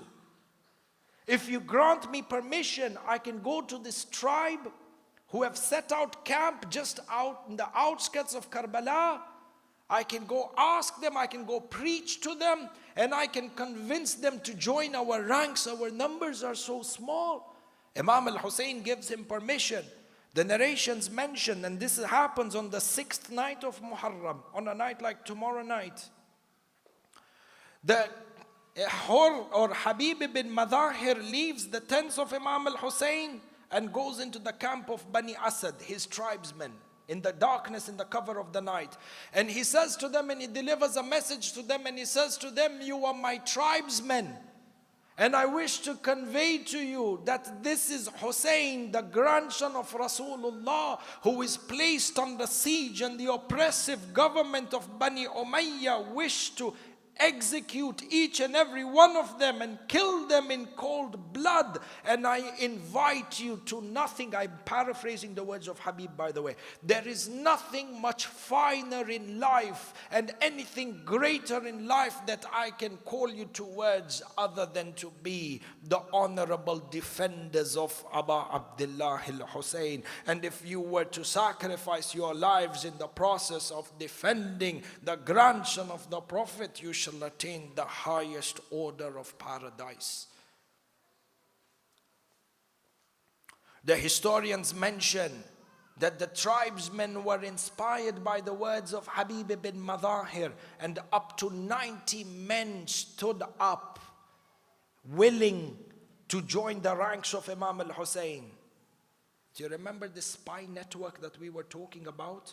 Was a spy network that had reached across the entire Muslim land, such that the Maqatil mention that one spy from the tribe of Bani Asad, who was witnessing and watching the talk of Habib ibn Madahir and 90 men willing to join the ranks, he in the cover of the night left the district, left the tents, went and ran into the army of Umar ibn Sa'ad and informed them that there are 90 men who are going to join the army of Imam Al Hussain, which is why at that time Umar ibn Sa'ad disbanded 400 horsemen under the command of one La'in by the name of Azraq to go and intercept Habib ibn Madahir and make sure these 90 men do not join the tents of Imam Al Hussain. The Maqatil mention فَإِقْتَتَلُوا قِتَالًا شَدِيدًا. There was an absolutely ferocious battle that broke out between 400 horsemen from the army of Umar ibn Sa'ad, and these 90 men from the tribe of Bani Asad, together with Habib ibn Madhahir. And mind you, Habib ibn Madhahir was not a young lad. He was an elderly man who was close to the age of 75. And he participated in this battle. The men were overpowered. And at the end, their resolve was not as strong as it should have been. So they retreated. Habib ibn Madhahir went back to the camp of Imam Al Hussain, informed him of what has happened, and this tribe of Bani Asad, defeated as they were scared of the implications of what has just happened, and that Bani Umayyah may demolish their houses upon them. So they packed up tent, they packed up their belongings, and Aslan they left Karbala. This happened on the 6th night of Muharram, on a night like tomorrow night. Sallu ala Muhammad wa ala Muhammad.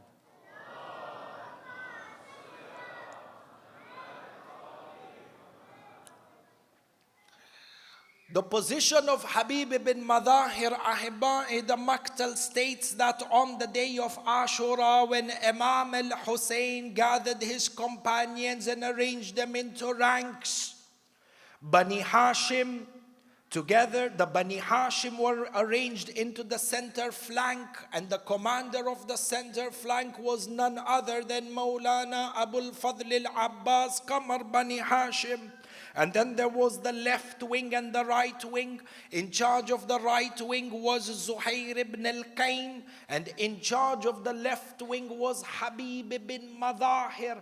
The Maktal narrates, and if you were to read parts of history from Sunni literature, it is narrated that on the day of Ashura, that after the khutbahs, the sermons were delivered, and after the miracles were performed, and after the one-on-one duels, and after the two-on-two duels, the army of Umar ibn Sa'ad was so heavily defeated in single combat that they decided to attack, number one, the right wing under Zuhair ibn al-Qayn. But do you know that on the left wing that was under the command of Habib ibn Madhahir was attacked on 3 separate occasions? The first time, the horsemen and the attack on the left wing, for which Habib ibn Madhahir was in charge of, the left wing was attacked under the command of Shimr bin Dhul-Hijjah. The history mentions that on 3 separate occasions on the day of Ashura, Shimr with close to 3,000 to 4,000 men attacked the left wing commanded by Habib ibn Madhahir, and on all 3 occasions Shimr bin Dhul-Hijjah was forced to retreat. The historical narrations mention the first time that, and this is within Tariq al-Tabari, the first time that Shimr bin Dhul-Hijjah attacked the wing of Habib ibn Madhahir, the Maktal narrates, فَثَبَتُوا لَهُ. Thabatu means they held their ground. They were so staunch that even with their few numbers in the first attack, under the command of Habib ibn Madhahir, there was not a single companion of Imam Al Hussain who was killed. Rather, they forced Shimr to retreat. When they couldn't attack them with horsemen and swords, the second attack, again, Tabari says, فَتَعَنُوهُمْ.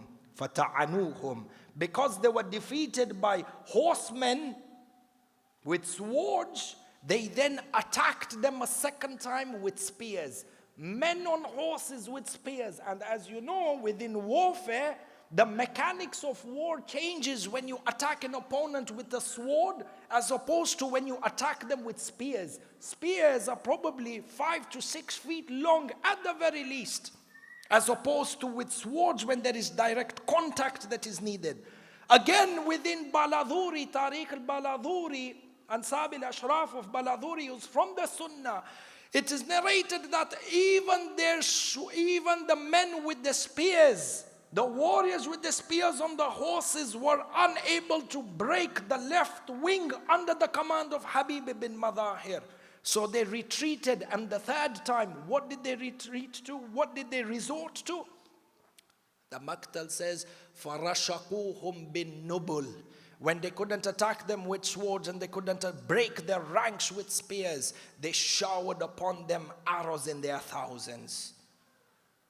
They sustained their injuries, but they held their ranks and did not turn back. And this war continued up till the time of Salatul Dhuhr. The narrations mention that as the fighting intensified and the position of the sun was overhead in the sky, a companion by the name of Abu Thumama looked towards Imam Al Hussain. He said to him, Ya Aba Abdullah, it seems to me that the time of Salat has come in, and I wish to recite my final Salat behind you before I meet my Lord. Imam Al Hussain looked up towards the sky and he said, Abu Thumama, indeed it is the time of Salatul Dhuhr.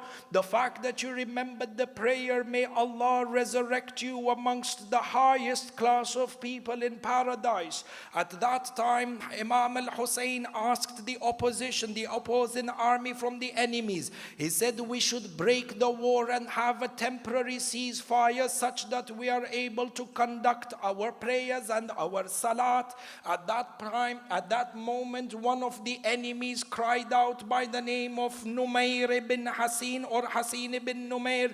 He cried out and he said, O Aba Abdullah, do you think your prayers are going to be accepted? Indeed, you worship a Lord in vain and your prayers shall never be accepted. At this point, Habib ibn Madhahir was not able to accept this. He was not able to take this verbal insult that was hurled at Imam Al Hussain. So he cried out to Hasin and he said to him, oh man, do you think that the salat of Ali Muhammad will not be accepted and your salat will be accepted? Indeed, you are the ones who are the dwellers of the lowest pit of hellfire. Hasin then said, well, if you are convinced about your faith, then engage me in battle. Habib ibn Madhahir took permission from Imam Al Hussain. He says to him, Ya Aba Abdullah, much as I would like to recite my final prayer behind you, I feel that I will pray behind your grandfather in paradise. Give me permission to establish and differentiate between haq and batil by replying back to Hasin.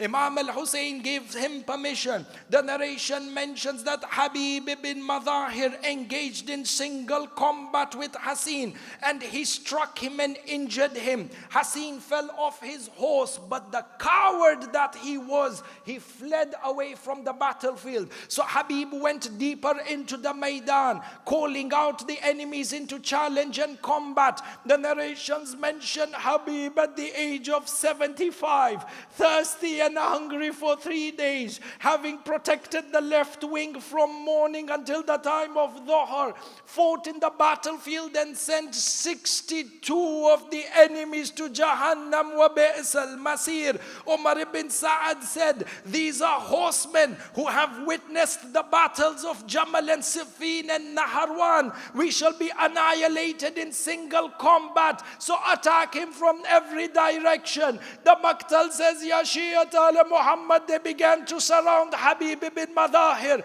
as he was defending himself. An enemy by the name of Badil came and he struck Habib ibn Madhahir with a sword on the head. The narration mentions that the wound of the sword was so deep that it split the skull of Habib ibn Madhahir. Habib ibn Madhahir fell down to the ground. The Maktal mentions the blood was pouring down his face, over his beard and onto his chest. So he looked up towards the sky and then he whispered, now I remember why I saw a dream in the days of Kufa, that Sayyidah Fatima al-Zahra said, oh Habib, the days in which your beard will be dyed are very close. He said, says, I understood that my beard will be dyed with my blood. The narration mentions Habib with great difficulty stood up for a second time, as if to tell the enemies, so long as I have energy, so long as I breathe, I shall never give up Hussein.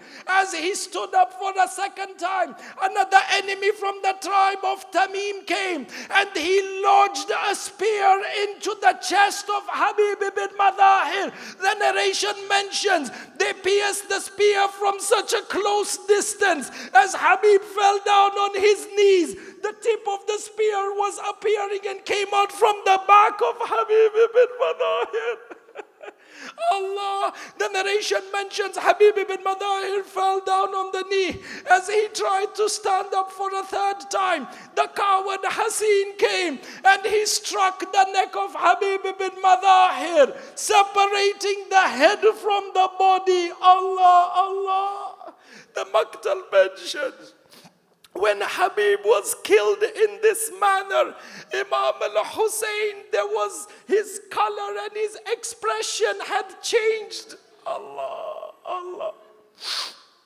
Do you know, they say that when the shuhada were martyred, all of them, and they were beheaded, their heads were taken on spears from Karbala to Kufa. The Maktal mentions that when the head of Habib ibn Madhahir was being paraded in the market, his head was hung on a horse, around the neck of the horse. The Rawi mentions, the narrator mentions, that when I entered into the city of Kufa, and the head of the head of Habib ibn Madhahir was hanging around the neck of the horse. He says, I saw a young boy. He was running behind the horse and just staring at that head of Habib ibn Madhahir. And this young boy was crying. He says, I asked him, oh boy, what is the affiliation? Why are you running behind this head? This young boy's name was Qasim. He was the son of Habib ibn Madhahir. He said to him, oh man, at least give me the severed head of my father. At least I can show it to my mother. Give me the head so that I can bury it under the ground. I say, Allah, Allah, Ya Habib, the tragedy is great. Look at what they did to the children of Aba Abdullah. Do you know that on the 11th of Muharram, when the women and the children wanted to leave Karbala, when they were taken as prisoners, Sayyidah Sukaina, when she saw the lifeless and the headless body of Imam Al Hussain, she threw herself on the body of Aba Abdullah. The narrations mention that when she threw herself on the body, there was a voice that came out from the manhar. Do you know the manhar? I mentioned a few nights back. The part of the neck where the jugular veins are separated. Sayyidah Sakina says, I heard the voice when I threw myself to hug the broken chest of my father. I heard, Ya Shia Sukaina, send my salams to my Shia and say to them, Shi'ati, mahma sharibtum. Oh my Shias, whenever you drink water, fadhkuruni. Do you know what Imam Al Hussein's dying wish was? What he said to Sukaina? He says to Sukaina, tell my Shia, I wish they were there on Ashura. Allah, Ya Aba Abdullah, why? He says, Sukaina, tell my Shia, I wish they were there on Ashura to see how I sought water for my Asghar. Allah, Sukaina was crying. They say over here in the Maktal that they wanted to take the women as prisoners. They want to move towards Kufa. Sukaina doesn't want to leave the body of Imam Al Hussain. Do you know what the enemies did? They say they began to whip Sukaina.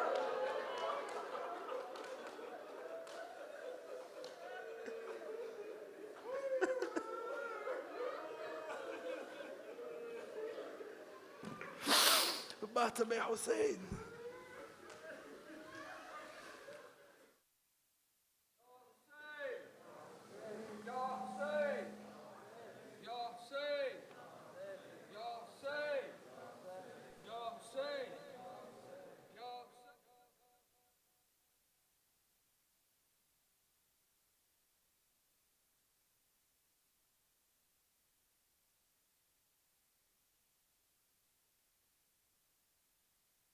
یا حسین یا حسین یا حسین یا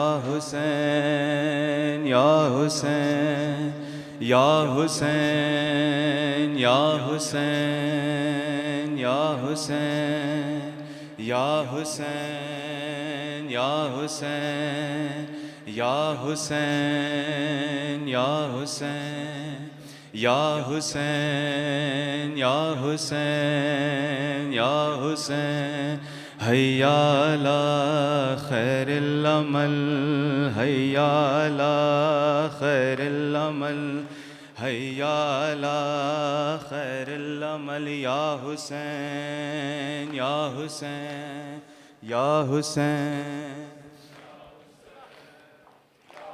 ہر تماچے پہ سکینہ نے ہر تماچے پہ سکینہ نے پکارا بابا جب مجھے آپ کے قاتل نے ہے مارا بابا ارے مجھے بالوں سے پکڑ کر ہے تماچے مارے مجھے بالوں سے پکڑ کر ہے تماچے مارے اور میں نے سر شمر سے مانگا جو تمہارا بابا اور وہ جو در آپ نے تحفے میں مجھے بخشے تھے وہ جو در آپ نے تحفے میں مجھے بخشے تھے ارے ان کو بے دردی سے ظالم نے اتارا بابا جب مجھے آپ کے قاتل نے ہے مارا بابا ہے جب مجھے آپ کے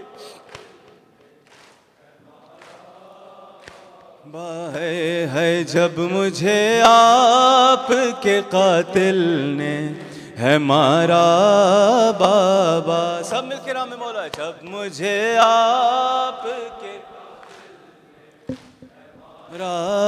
بابا ہر تماچے پہ سکینہ نے ہر تماچے پہ سکینہ نے پکارا بابا جب مجھے آپ کے قاتل نے ہے مارا بابا ہے جب مجھے آپ بابا مجھے بالوں سے پکڑ کر ہے تماچے مارے مجھے بالوں سے پکڑ کر ہے تماچے مارے میں نے سر شمر سے مانگا جو تمہارا بابا جب مجھے آپ کے قاتل نے ہے مارا بابا ہے جب مجھے آپ ماشاءاللہ بابا ہے جب مجھے آپ کے قاتل نے ہے مارا بابا ہر تماچے پہ سکینہ نے ہر تماچے پہ سکینہ نے پکارا بابا جب مجھے آپ مرحبا بابا مجھے بالوں سے پکڑ کر ہے تماچے مارے مجھے بالوں سے پکڑ کر ہے تماچے مارے میں نے سر شمر سے مانگا جو تمہارا بابا جب مجھے آپ کے قاتل نے ہے مارا بابا ہے جب مجھے آپ کے قاتل نے ہے مارا بابا ہے جب مجھے آپ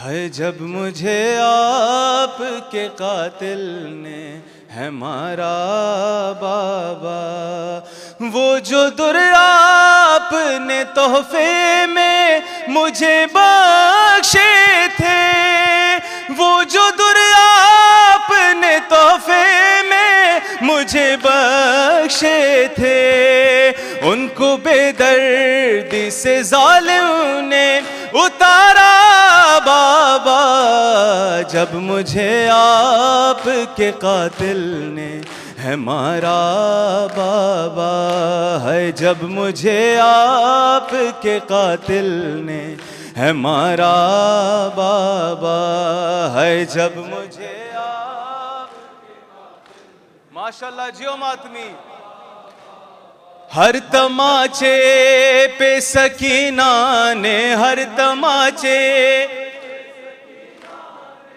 پکارا بابا جب مجھے آپ کے قاتل نے بابا ہے جب مجھے آپ کے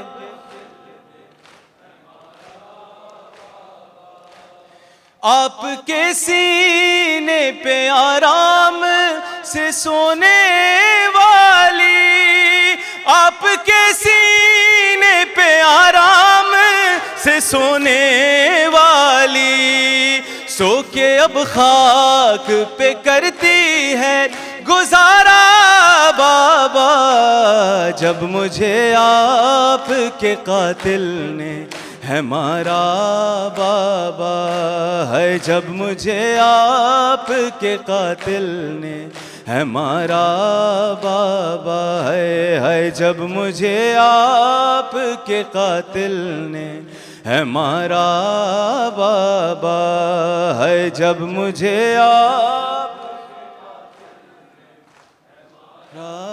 بابا ہے جب مجھے آپ جیو ماتمی بابا نو کے نیزہ پہ اسے دیکھوں تو دیکھوں کیسے نو کے نیزہ پہ اسے دیکھوں تو دیکھوں کیسے میرا اصغر تھا مجھے جان سے بھی پیارا بابا جب مجھے آپ کے قاتل نے ہے مارا بابا ہے جب مجھے آپ کے قاتل نے ہے مارا بابا ہے جب مجھے آپ کے قاتل نے ہے مارا بابا ہے جب مجھے آپ کے قاتل نے ہے مارا بابا ہر تماچے پہ سکینہ نے ہر تماچے پہ سکینہ نے پکارا بابا جب مجھے آپ کے قاتل نے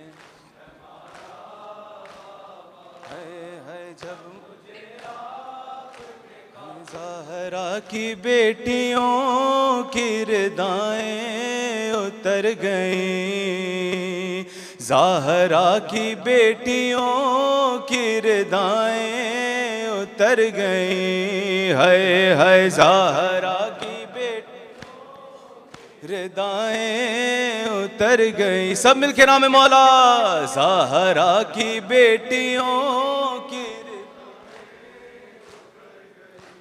زہرا کی بیٹیوں کی ردائیں اتر گئیں مل کے زہرا کی بیٹیوں کی ردائیں اتر گئیں، سجاد کو ضعیف صدائیں یہ کر گئیں، علامہ علامہ علامہ علامہ علامہ علامہ علامہ علامہ ہے زہرا کی بیٹیوں کی رت اتر گئی، ہے زہرا کی، سن کے ماتمی اتر گئیں، لاشوں کو رسیوں میں جکڑ کر لیے پھرو، ہے لاشوں کو رسیوں میں جکڑ کر لیے پھرو، سیدانیاں تو گھر سے نکلتے ہی مر گئی، علامہ علامہ علامہ علامہ ہے زہرا کی بیٹیوں کی ردائیں اتر گئی، ہے زہرا کی بیٹیوں کی ردائیں اتر گئی، ہے زہرا کی بیٹیوں، جیو ماتمی ماشاءاللہ اتر گئی، ہے سب مل کے نام مولا اتر گئی، ہے زہرا کی بیٹیوں، جاتی تھی جو کبھی کبھی زہرا کی قبر پر، جاتی تھی جو کبھی کبھی زہرا کی قبر پر، جانے خدا بازار سے کیسے گزر گئی، ہے جانے خدا ہجوم سے کیسے گزر گئی، علامہ علامہ علامہ علامہ ہے زہرا کی بیٹیوں کی ردائیں اتر گئی، ہے زہرا کی بیٹی ماشاءاللہ اتر گئی، ہے زہرا کی بیٹیوں کی ردائیں گئی، ہے زہرا کی اتر گئی، زہرا کی بیٹیوں کی ردائیں اتر گئی، ہے زہرا کی بیٹیوں کی ردائیں اتر گئی، سجاد کو ضعیف صدائیں یہ کر گئی، مل کے علامہ علامہ علامہ علامہ ہے زہرا کی بیٹیوں، گھوڑوں سے راہ شام میں گر گر کے مر گئے، گھوڑوں سے راہ شام میں گر گر کے مر گئے، بچوں کے لاش دیکھ کے مائیں بھی مر گئیں، علامہ علامہ علامہ علامہ ہے زہرا کی بیٹیوں کی ردائیں اتر گئیں، زہرا کی بیٹیوں کی ردائیں اتر گئی، ہے زہرا اتر گئی، ہے زہرا کی بیٹیوں کی ردائیں اتر گئی، ہے زہرا کی بیٹیوں، اور رملہ یہ پوچھتی تھی سکینہ سے قید میں، ہے رملہ یہ پوچھتی تھی سکینہ سے قید میں، زخمی ہے کان بالیاں بی بی کدھر گئی؟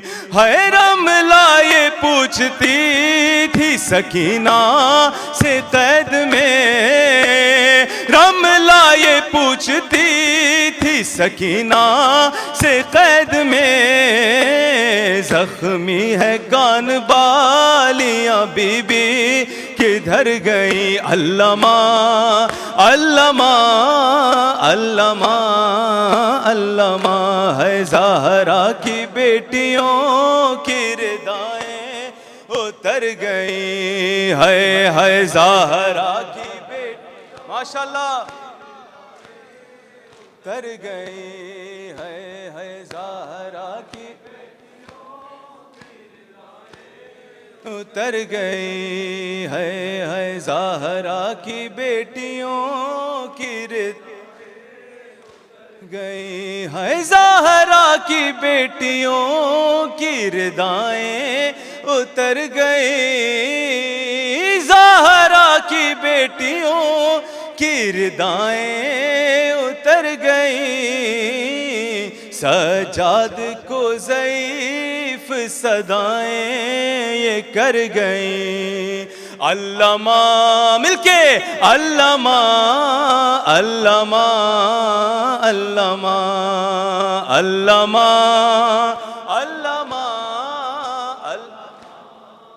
علامہ ہے زہرا کی بیٹیوں کی اتر گئی، بازار لے کے جاؤ نا بے پردہ ظالموں، بازار لے کے جاؤ نا بے پردہ ظالموں، مر جائے گی حسین کی بہنیں اگر گئیں، علامہ علامہ علامہ علامہ ہے زہرا کی بیٹیوں کی ردائیں اتر گئی، ہے زہرا کی بیٹیوں کی ردائیں اتر گئی، ہے زہرا کی بیٹیوں کی ردائیں اتر گئی، ہے زہرا کی بیٹیوں غیرت مریم تیرا بازار میں جانا،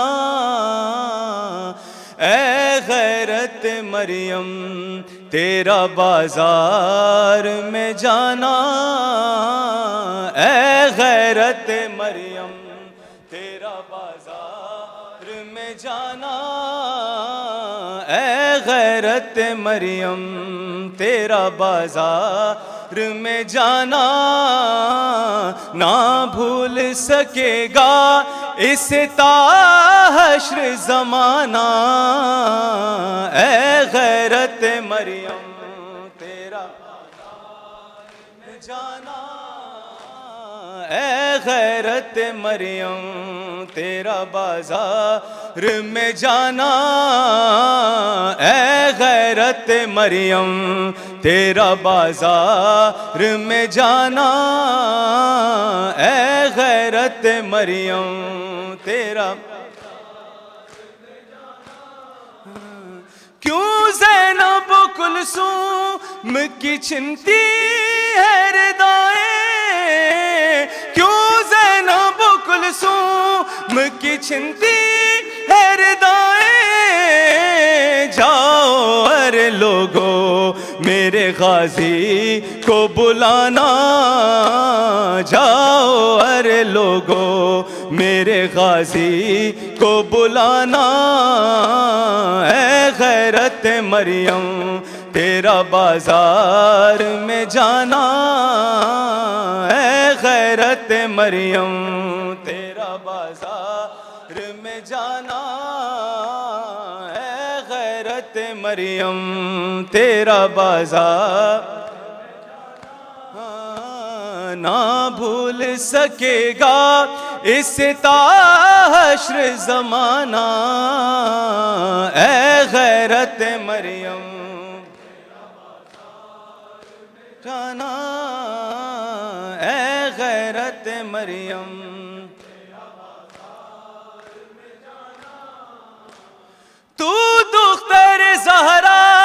ہے نواسی ہے نبی کی، تو دختر زہرا ہے نواسی ہے نبی کی، بازار میں سرنگے تیرے خطبے سنانا، بازار میں سرنگے تیرے خطبے سنانا، اے غیرت مریم تیرا بازار میں جانا، اے غیرت مریم تیرا بازار میں جانا، اے غیرت مریم تیرا بازار میں جانا، نہ بھول سکے گا اس تا حشر زمانہ، مل کے پڑھیں، نہ بھول سکے گا اس تا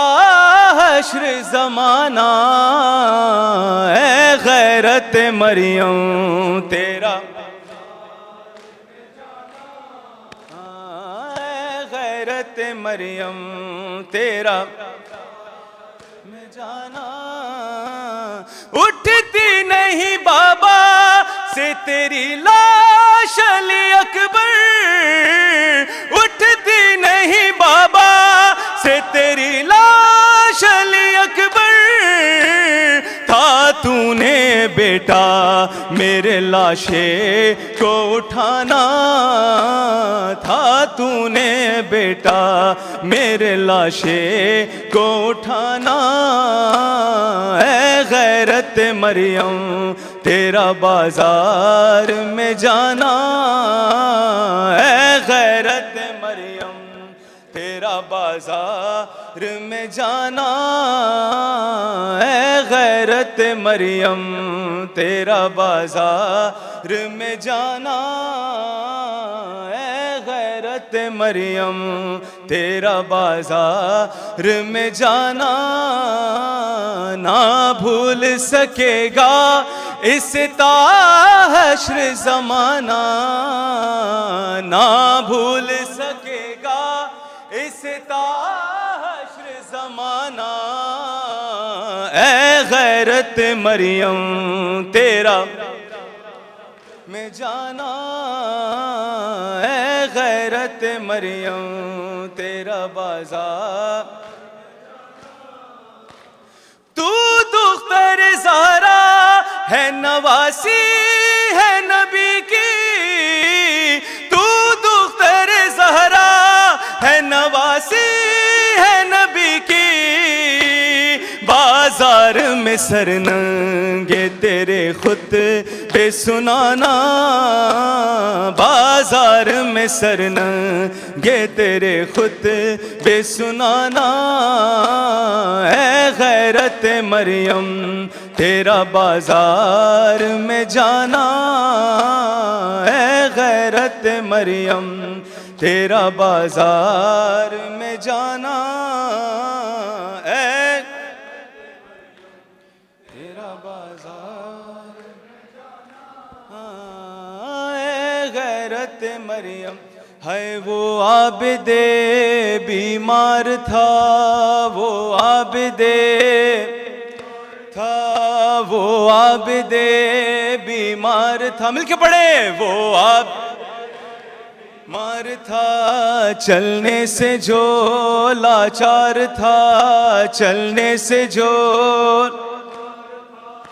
اور شام کا بازار تھا، اور شام کا بازار تھا، اور مصطفیٰ کی بیٹیاں مولا حق امام یا حسن یا حسین، مولا حق امام یا حسن یا حسین، مولا حق امام یا حسن یا حسین، یا حسین یا حسین، یا حسین یا حسین، شبیر کی وہ لاڈلی، شبیر کی وہ بلند آواز میں، شبیر کی وہ لاڈلی، شبیر کی وہ لاڈلی سینے پہ جو شاہ کے پلی، سینے پہ جو شاہ کے پلی، جس کی ابا بن میں جلی، جس کی ابا بن میں جلی، منہ پر تماچوں کے نشان، مولا حق امام یا حسن یا حسین، مولا حق امام یا حسن یا حسین، مولا حق امام یا حسن یا حسین، یا حسین یا حسین یا حسین۔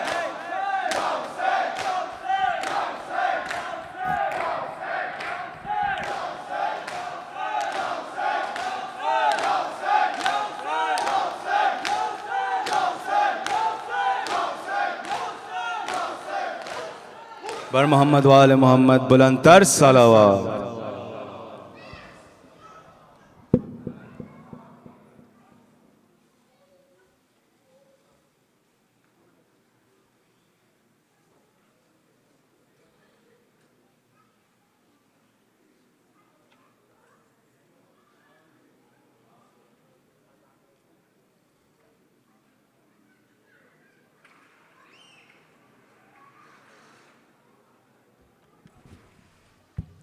Dear brothers and sisters, inshallah, namaz will be in 8 minutes. So if you need to do wudu, please do so. Inshallah, adhan and namaz will be in 8 minutes. Sallu ala Muhammad wa ali Muhammad.